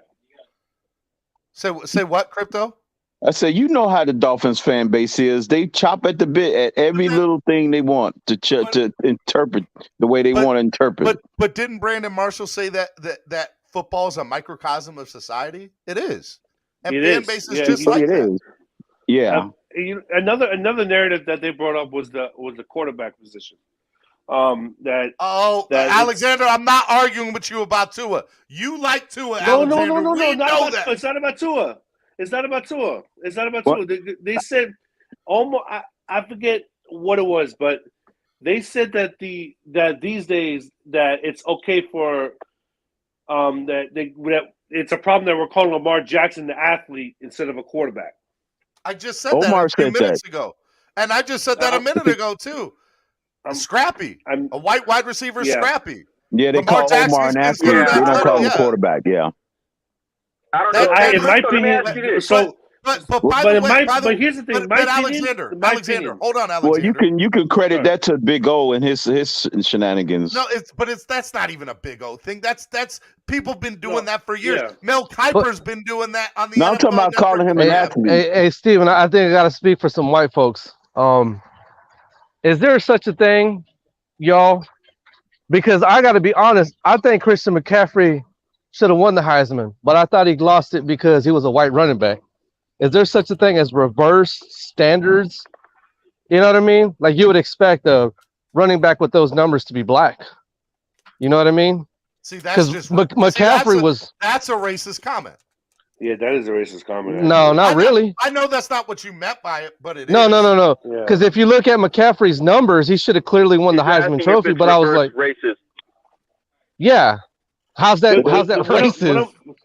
What I'm trying to say here with the quarterback position is because I don't think Lamar is a quarterback that's going to win you the Super Bowl. Okay, so you don't think he's franchise? You don't think he's franchise? I don't think he's a franchise quarterback. No. So what's the difference between him and Tua? Wait. Who's not a franchise quarterback? Lamar Jackson. Oh, if he's not a franchise quarterback, then Tua's definitely not a franchise quarterback. His accuracy You cannot win league MVP and not be a franchise quarterback at that position. Throw Tua in the garbage. Yeah, Alexander, it just depends. I never want you to say anything positive to Tua again. What quarterback has run you all the way to the Super Bowl though? Hey, but check this out though, bro. Does Tua run a 4.4, bro? Tua don't run as fast as Lamar Jackson. Lamar Jackson has. It just depends on how you view what you want your quarterback to be. Lamar Jackson is not a franchise quarterback. Tua is not a franchise quarterback. See, the reason I brought up, part of the reason that I brought up Christian McCaffrey was because the guy that beat him out. I'm just saying he doesn't have good accuracy. Lamar's accuracy is not there. Well, he improved this year as much as everybody wants to hate on him. I think Lamar actually got better. But see, this is what I was going to say. The year that Lamar Jackson won the Heisman Trophy, I believe the guy he beat out was Christian McCaffrey, and I liked him as a quarterback. But I thought that Christian McCaffrey should have won the Heisman Trophy. Oh no, you didn't watch. Did you watch Lamar? Well, this guy that award is a joke, anyways. To his trash. Come on, this panel, please. He's starting to get on my nerves. Lamar's year that he won the Heisman Trophy. What did he say? I can't see. Was crazy. Wasn't that the same year that McCaffrey was in the Heisman Trophy? Yes, but you got to realize that that's a controversy every year between who won and who shouldn't have won. That award is becoming like the Oscars. It's a joke. You see, the difference is between here. When I think of Lamar Jackson, I think Russell Wilson is a better quarterback than Lamar. Russell Wilson, Deshaun Watson. Has Lamar won an MVP? Those guys. Has Lamar won an MVP? Those guys look to pass first. I believe so. Yes. Yes. Lamar's won an MVP. So we just need to be quiet because he's like, there's nothing else that needs to say other than Lamar's won an MVP. That year he won the MVP. There was really nobody. How can he not be a franchise quarterback? And if you think about it, if they would have had a decent defense this year and he didn't get injured, bro, the Ravens would have been right there for the Super Bowl, bro. Hold on. Alex said there was nobody else really competing. Hold on, guys, hold on. Stop for a second. What are you talking about, Alexander? That year he won the MVP, there was nobody else competing. You want to know what my ideal quarterback is this? Okay, the guy has to.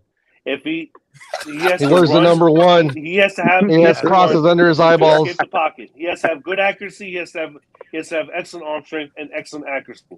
And none of the things that you described is Tua. I hope you know that. Listen, but you know Lamar's athleticism may be onto something. Pete's right. O-line. He's right. He said it. He's at work and he just want to talk to his athleticism doesn't let him escape. Yes, I told you. But here's the thing, because that O-line out there is trash in Baltimore. They have a trash O-line. They can't hold water for. They do. That's why we killed them. I admit that. Thursday night. Yeah, we destroyed them. I'm just saying. We took like 2 linemen. I want a quarterback that's going to pass first, and then y'all notice. Daniel didn't. Hey, y'all notice like our new head coach. Hey, Crypto and everybody, y'all notice the only person Alexander called out was the guy that his name is Tua is trash. This guy just wants Tua talk. But listen, Alex, I promise you, this might be my opinion. Alex, my commission check is more than you would make in a Alexander, we're not getting personal. We're not Alex, this might be. I think I need you to read more of Tua's trash comments, bro. Hold on. Hey, and read his name out loud a lot. Exactly. Alexander, I'm sorry, guys. I need you to say that more. Alex. Hey, Steven. Steven, can I ask you a question, Steven? My bad. Steven, can I ask you a question? Go ahead, Cap. All right, so let's say that things don't go our way, and we're gonna play the hypothetical game because this is what happens when you don't make the playoffs. But let's say things don't go the way we want this upcoming season. Would you still consider Tua a franchise quarterback? Well, how did he perform though? You know what I mean? That's a Time loaded out. question. I don't think Steve. How Hold did he on. perform? Steven don't consider him a Capitalize. franchise Throw some quarterback stats now. out there.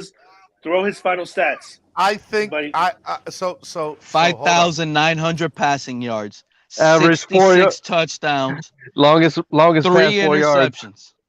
Well, the thing if he does anything remotely close to what Pete just said, he's the MVP. Oh, that's what's going to happen next year with McDaniels and Sam Madison as the pass coordinator specialist. You got to be out of your mind. Tua's about to break and make Marino look like Marino was playing running back, bro. Tua's coming for that ass. Pete, hold on, Pete, with that take. Hold on, Pete, with that take. You're right, Pete. Guys, hold on. I need to make a comment with Pete's take. With that, Pete, you drive a Tesla and you're still locking yourself in the garage and sniffing Tesla fumes. You better believe it. You better believe it. Hey, that makes no sense. Ali, look, let's put it like this. Like a nightmare. I'm sorry, guys. I'm just looking at this last comment from Jose. Again, this. Go ahead. Ali, go check ahead. it out. Look, Cap. Go ahead, Cap. Let's say, like, so we can break it down for you like this. Let's say the defense holds its own. The defense is stout. Tua gets his numbers, but his numbers aren't good enough. Let's say he's borderline to the point where he was at, like where he was now. What would you do? Would you still give him that 3-year pass? So, Cap, to answer your question, your question, because you asked me first, I'll say that I think that depending on what put a little bit more substance on it. Sorry. I think that if our team does well, okay, and that, by well I mean that we win games and we're winning games. If he has a season that is a little bit better than this season, I have no problem with sticking with him. I have no problem with it. But if we don't have a winning record, is what I'm saying. If we do all that stuff that I'm saying, and we still don't come out 500, then no. Then no.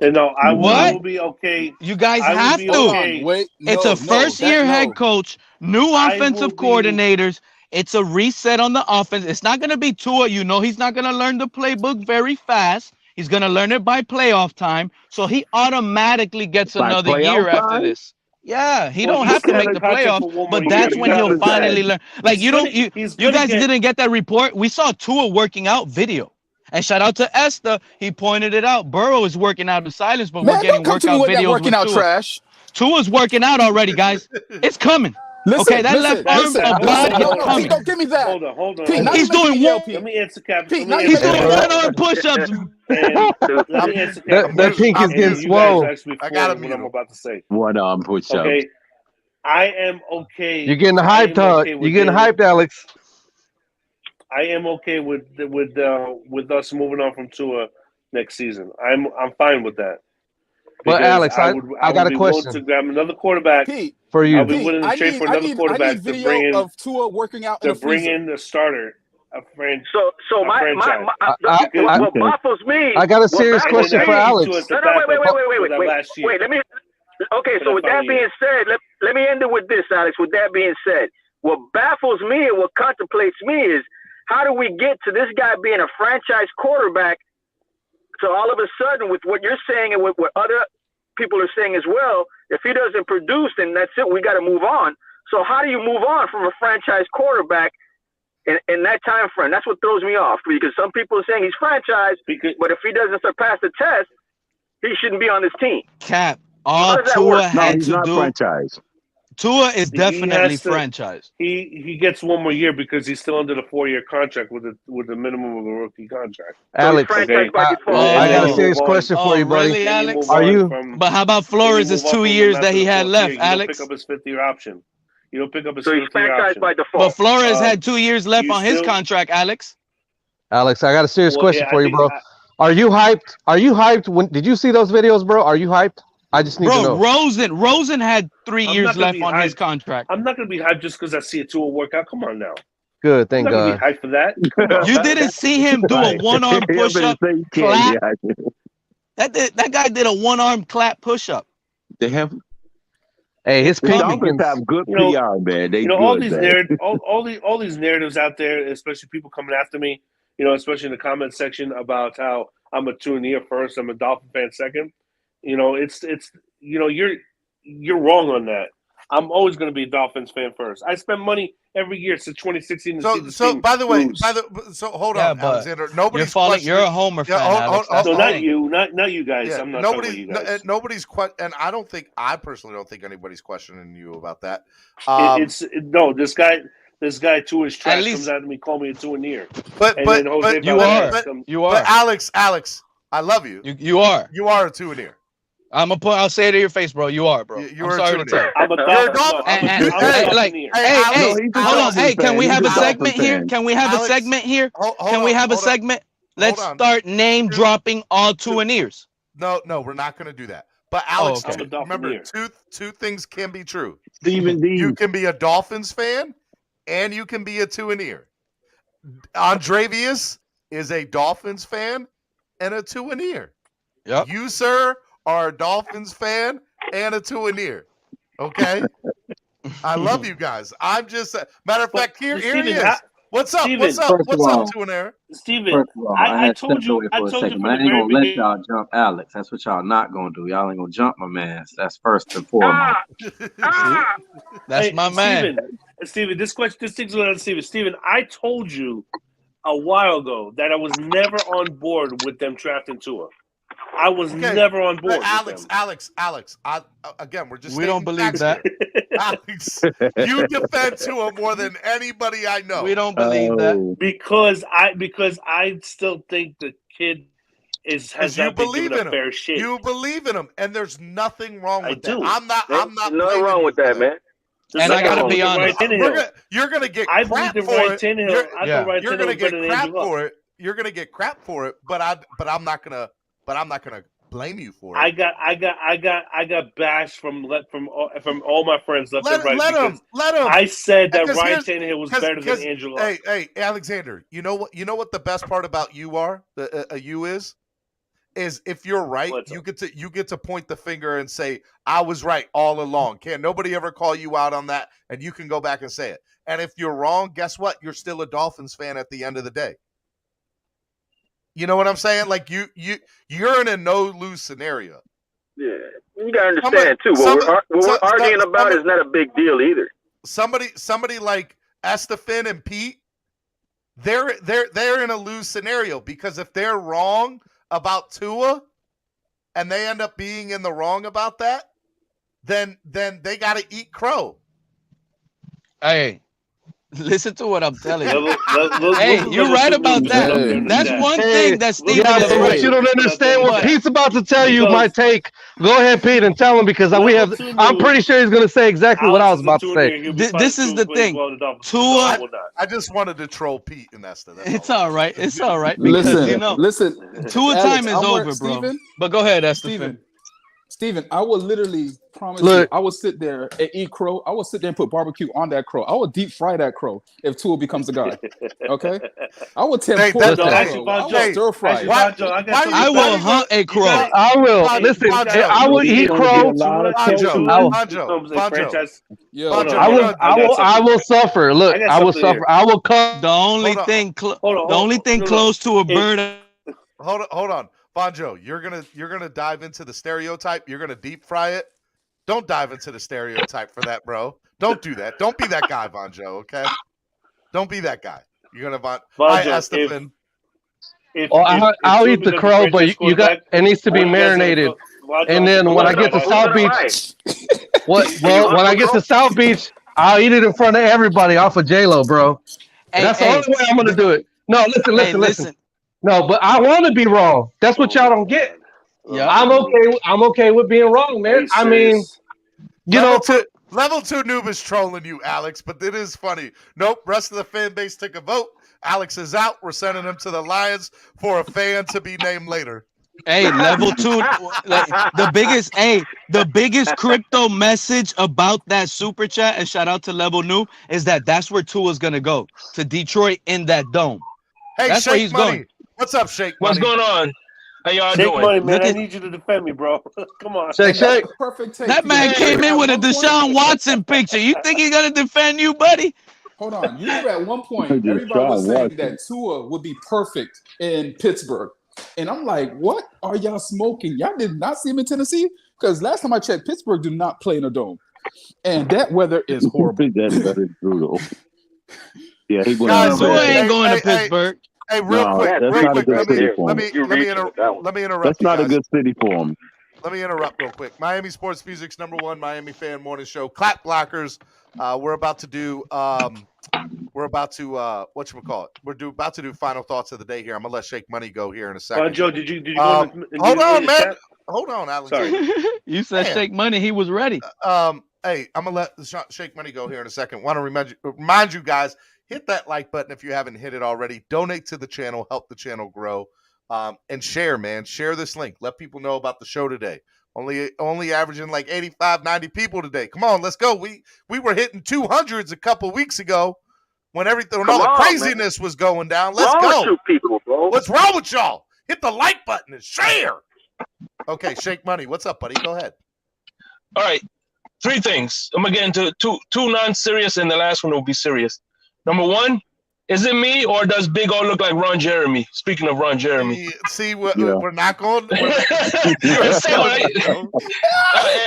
No, we're not going to name. We're not doing that. Next.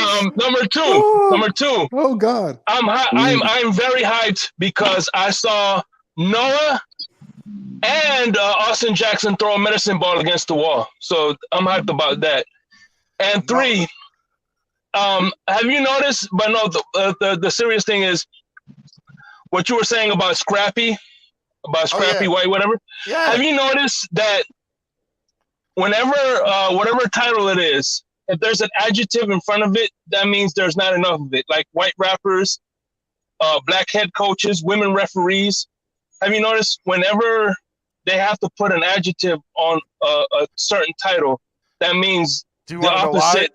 Because they're the minority. They are the minority. That is why. Yeah, That's why you don't hear white head coaches. You just hear head coach. He's a head coach. And I hope You all the time hear Mike Tomlin, black head coach in the NFL. You all the time hear that. Oh yeah, and if he goes into the Hall of Fame, he's gonna be like, "Oh, first black head coach of Hall of Fame, first black coach to do this, first black quarterback to throw however many yards." You know what I mean? 100%. 100%. You're no wrong there. All right, guys, let's do final thoughts of the day. Let's go ahead and get that out of the way. Want to remind you guys, hit that like button. All right, let's do final thoughts of the day. We're gonna start with Shake Money. Go ahead, Shake Money. Final thought of the day.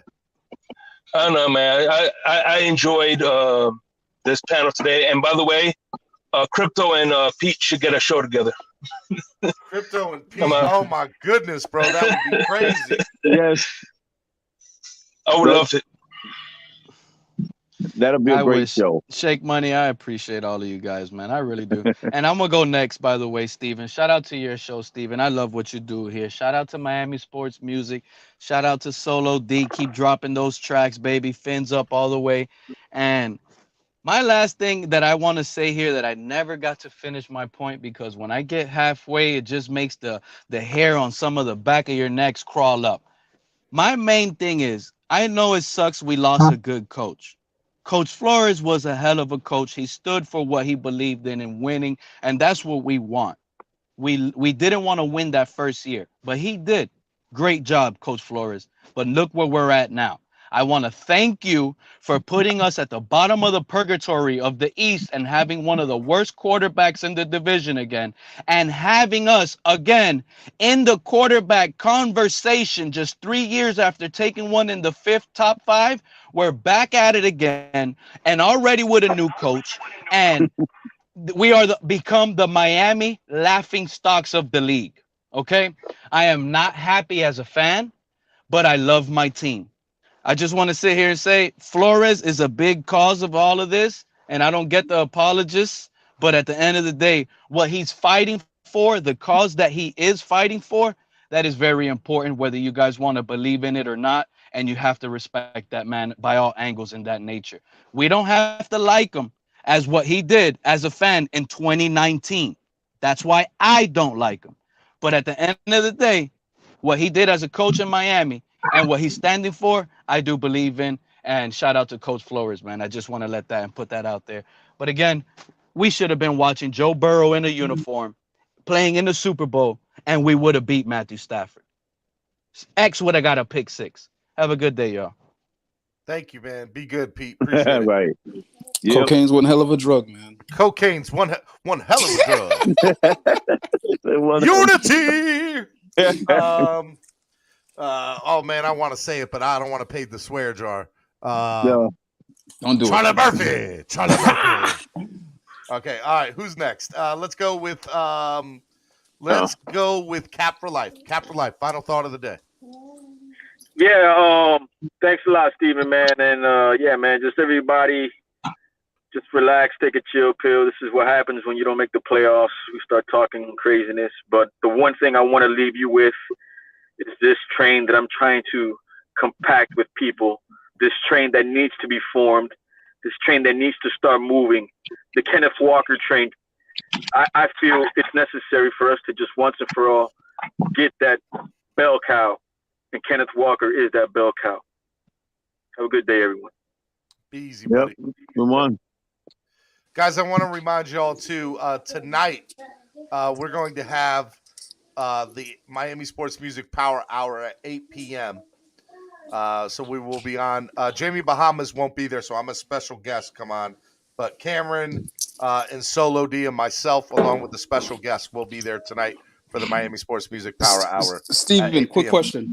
Steven, quick question about tonight, because I know in the past couple nights we have derailed that conversation into the strip club, right? So will the special guest be Ron Jeremy? It will not be Ron Jeremy. But thank you for asking. I hope Cameron is listening. The special guest is Bahamas is listening. The special guest starts with Jenna Jameson. Hey, Gonna be the special guest shout out to Pete. Pete with the $20 donation. Guys, you have no idea Pete. when you guys donate. Shout out, it Pete. Helps the channel grow. And Pete donates all the time. And y'all say what y'all want about that man, but Pete is loyal and definitely supports the channel, supports a lot of channels. So, Pete, I love you, brother. Thank you so much for the $20 donation. If anybody if anybody matches Pete donation, if y'all match Pete's donation, I'm going to be happy. You ain't getting nothing. I'm just going to be happy that you matched Pete's donation. So go ahead and match Pete's donation of $20. Let's go. So let me go ahead and go next, Steven, because I got to hop in the shower. Real quick.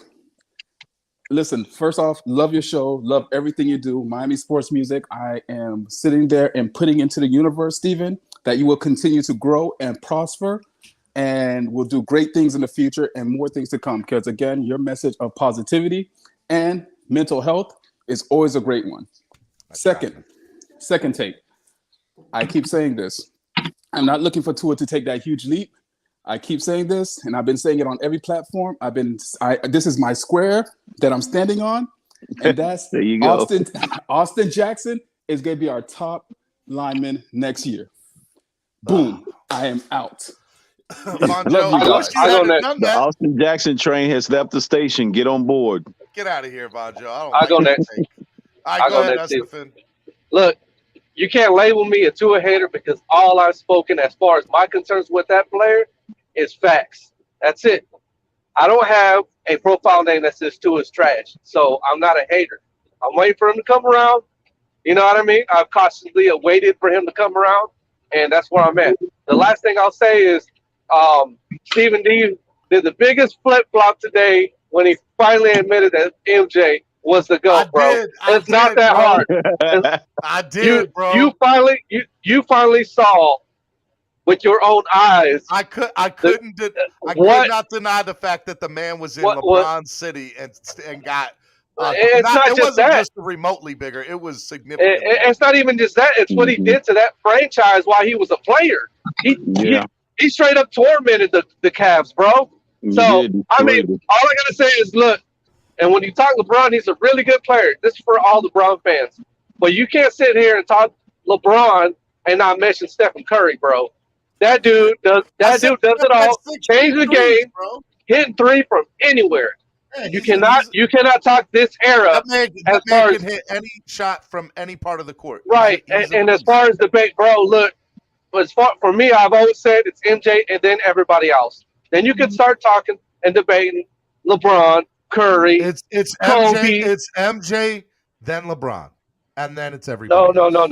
I don't even think LeBron's better than Kobe, bro. Get out of here with that. No. You go. No. You still have to include Stephen Curry, bro, and he's possibly better than LeBron. No, he's not. Get out of here. Besides the physicality that LeBron plays with, bro, no. Any final thing you got? Because that's just craziness. No. Craziness. No. That's facts. All right, man, I'm out. Get out of here.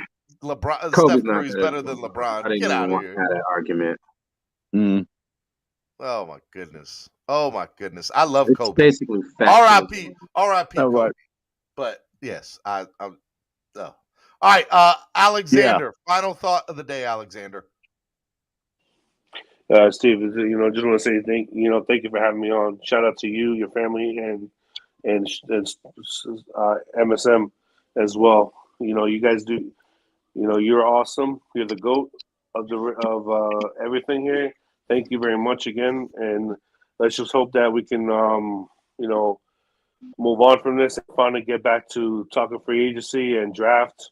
But we're not there yet. We got it. We got another few weeks of this until the draft. I just hope that we can bypass this I am athlete thing because, but it's whatever. Honestly, I think it'll be a big thing for another couple of days, and then it'll be over. Yeah, hopefully we get baseball back too very soon too. That's another thing I'm really hoping for. But you guys have a great day. Andrevius, same to you. Have a great day. Crypto, have a good one as well. God bless you guys. You too, man. You need to come see me. I'm at the ETD store. If you guys need a phone, I need a free phone, man. When I visit Florida, man, I'm gonna need that phone, man. Pete said he needs a phone. Alexander, hit up Pete. I'm gonna need that phone, man, when I get to Florida. Hey, Pete, hit me up, Andrevius. The S22 is free for trading. You hear that? Andrevius? People are trading. Yeah. You hear that, Andrevius? I know you're a Galaxy fan, so you. I am too. I'm talking on the Galaxy. There you go, Crypto. You can trade in your Team Android all day. Team Android. I have an S21. Team Android all day. So you can get $1,000 off the S22. The S22 Ultra, that is the one with the pen. Okay. Ooh, that's a good one. That's a good phone. I'm definitely enticed by that one. All right, get out of here. Alexander. All right, take care, guys. All right, Crypto, final thought of the day, man. Good one, Stephen D. Thanks for giving us a platform. You're right. Your opening monologue, actually, you and Andrevius' opening monologue was pretty good. I agree with him 100%. Why even waste time on Flo as far as Andrevius was talking about? I think Flo is doing this media thing because he has to play catch up because he's been bashed for 8 weeks. He's 8 weeks behind.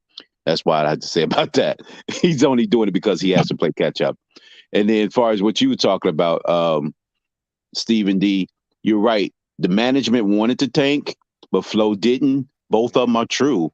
They did their tanking by gutting the roster from Monday through Saturday, and Flo decided to put a stop to it on Sundays. That's all it was. They gutted the roster by tanking from Monday through Saturday, and Flo said on Sunday, "I'm not having it. I'm going to try to win with what I got." And I don't blame Flo. Like, I'm not going to get mad at Flo, and I'm not saying that he's wrong or he's right. Or Greer or Ross is wrong and he's right. What I'm saying is nobody was ever on the same page. And when you don't have that, when you don't have those people on the same page, then you're bound to fail. And that's a direct result of what we've seen with this franchise, not only in the Flores era, but in, since Ross has taken over this team. Yeah, since Ross has been since 2008. Yeah, it's been happening. 100%. The minute they took Jake Long over Matt Ryan, I said, "That's it. We're doomed." And we've had plenty of opportunities to learn from our mistakes and be better, but we have not done that as a franchise. And when that happens, like, what do you expect? And so people, here's another thing I want to say real quick, and I'll let you finish up. People are thinking that Let's get something straight. I am so happy Sam Madison is here, and I'm so happy Patrick Surtain is here, and I'm excited these guys are on the coaching sidelines in Wes Welker. But I'm trying to tell y'all right now, this is a PR move if I've ever seen one, and all this is to coddle the fan base. That's all these moves are. Yeah, they keep us occupied and happy. Yep, that's it. We just being pampered, Steven. That's all. We haven't been pampered in a while. So these moves, they good on the surface because these guys are ballers when they was playing football. But it comes down to the player's going to play that's on the field because we can't play vicariously through Sam Madison and Patrick Surtain because we got good corner, good secondary anyways. So it's just going to make them a little better, I guess, a tick or two. I mean, so, hey. we don't know if it will make them better. I just know that it's cool to see those guys back on the sidelines again. Right? Yeah, and plus Noah needs some positivity in his life. You know, he does need some positivity in his life. That was for anything. It was more for Noah than anything. Noah, I don't think X cares too much about it. But Noah definitely needs that. We need a Noah song. Get a Noah song. Yeah, we need to. And Van Joe, shout out to Van Joe for stepping out on that square. He said, "My man Austin Jackson is going to return to his Hall of Fame form." I mean, he's wrong. Daniels is going to unlock him. He's going to be a Pro Bowler. He's going to be the best tackle in football. Oh man, I stand on a lot of squares, Steven, but I have said that Austin Jackson will be unlocked, but I don't know if he's going to be quite what Van Joe is predicting. I don't know. Shout out to Van Joe for that one. That was a good one. But all right, bro. More to come, man. Next week, hey, this is for Pete. I'm breaking news. Me, Pete, and Larry are going to start our own show. It's coming. Okay. All you guys who want me, Pete, and Larry to have a show, we're going to have our own special segments. Me, all Pete, and Larry. That's the oddest of couples. We're going to do it. That will be interesting. Shout out to Pete. Shout out to Pete. All right. Hey, be Pete, good, bro. We're going to get Watson, Pete. Don't worry. Watson's in the making. He's going to clear his depositions this week, and he'll be a Dolphin on March 17th. I'm sorry, by the middle of the month. And Dravis, you shaking your head. It's going to happen, buddy. They pushed his deposition back to April. No, they starting it tomorrow on Wednesday. The first hearings, right? The first hearings is tomorrow. I thought his lawyer was trying to push it back. They said. No, they were his saying lawyer, not even like the opposing lawyers. That they were saying something about the courts wanted to ask him about adjusting the date, but I don't know if that was finalized. If they did push it back, then it'll be before the draft. Then yeah, we should hope so because this drama is getting old. It's getting old. Yeah, it is. I know Pete is a little discouraged. But don't worry, Pete. You'll get your guy, man. You get an answer one way or another, Pete. Don't worry, man. We got you.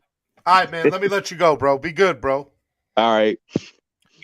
All right, that's crypto. All right, and then there was my number 2, the one and only, on Dravius. Thoughts for the day. We talked about Flo all damn day. Come on, man. Swear jar.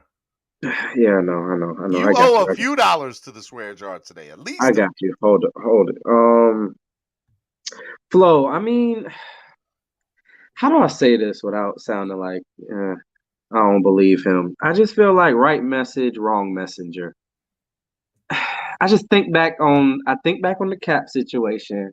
I think back on Kenny Stills, and it just I'm gonna add to the swear jar, and I just look at it like you got some goddamn nerve on you. How dare you?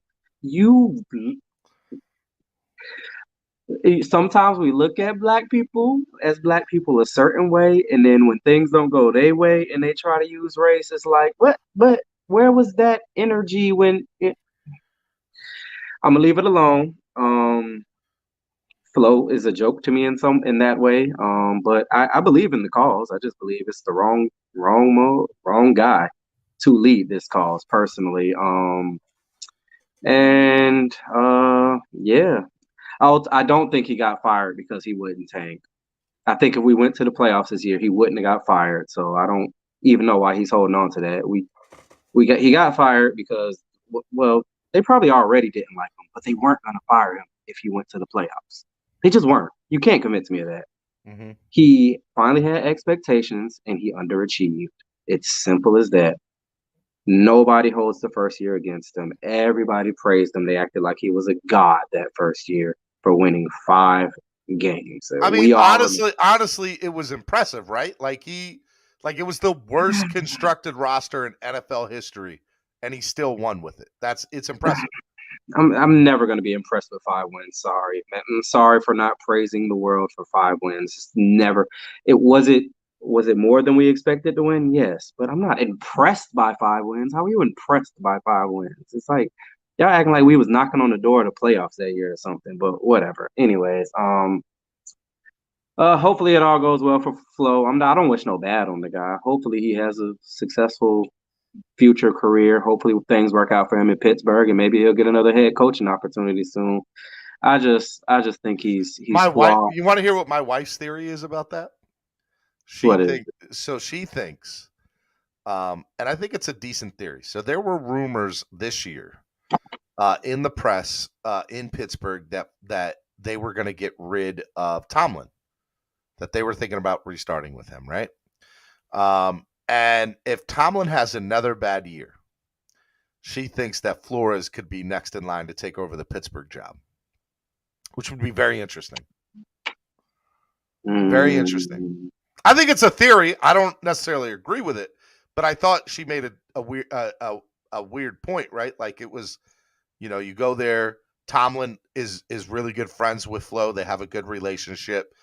But the team had to probably okay that. The owners probably had to okay that move as well, and it's not an off the wall theory. How about that?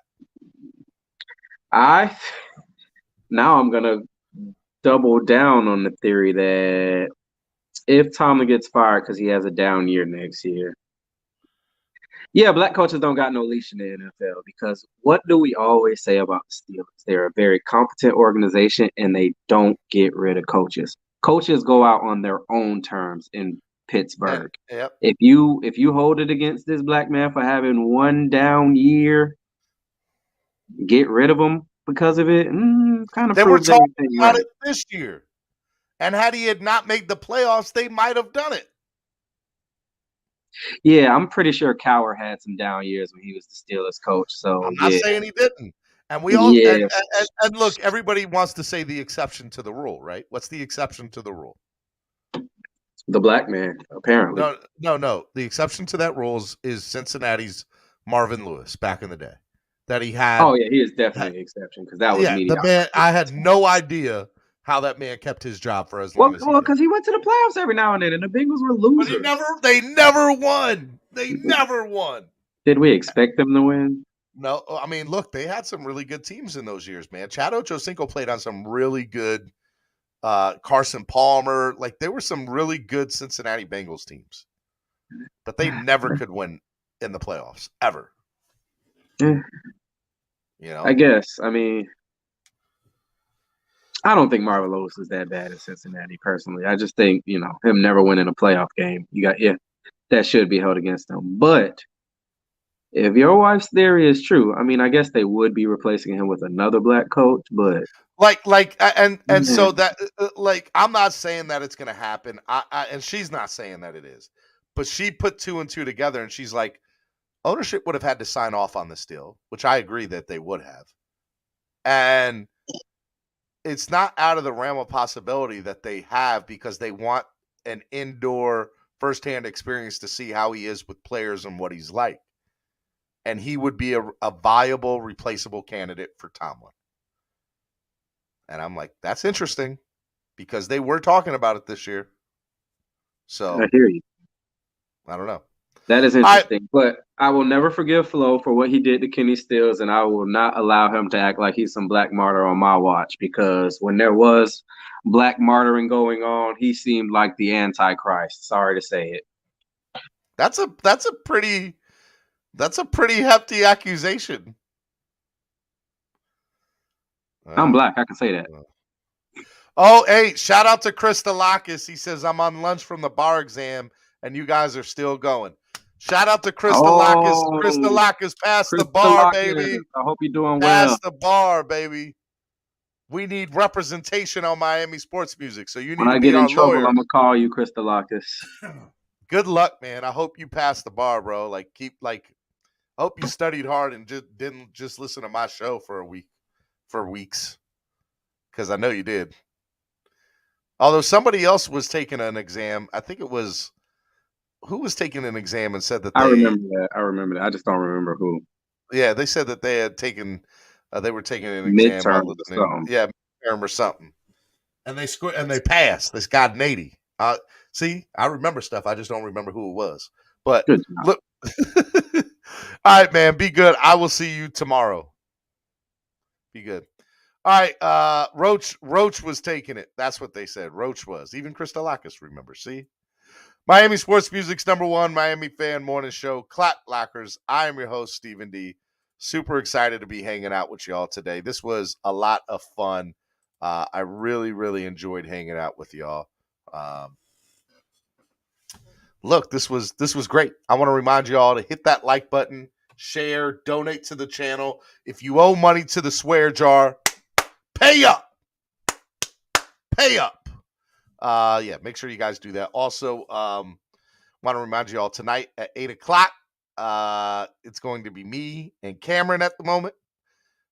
Solo just texted me and said he's not going to be able to make it, but I'm pretty sure we're going to have a couple of special guests on, so we'll make it good. It'll still be a great Miami Sports Music Power Hour. And if anything changes on that, we'll announce it on Twitter. So just be on the lookout for that. It'll be a lot of fun. But I appreciate y'all hanging out with me for the day. Welcome back to the channel. It was a lot of fun this morning. If y'all can, guys, I want to remind y'all, please follow me on social media at Stephen D SKPL. On Twitter, especially, trying to get my Twitter game up. Shout out to Andre Vias for the swear jar donation. Thank you, bro. I appreciate it. Appreciate it. Chef Shu said, I got those receipts, so pay up. I'm tired. I'm about to go get some lunch, maybe take a nap. Got some stuff to do. Got a lot of things to do. Got a pretty awesome announcement tomorrow, hopefully. So that'll be cool. I just got to get everything finalized with it and hopefully have a really cool announcement tomorrow. So make sure you guys are here hanging out with me tomorrow. Should be a lot of fun. And I will see y'all next time right here on Clock Blockers, home of the #1 Miami fan morning show. Peace.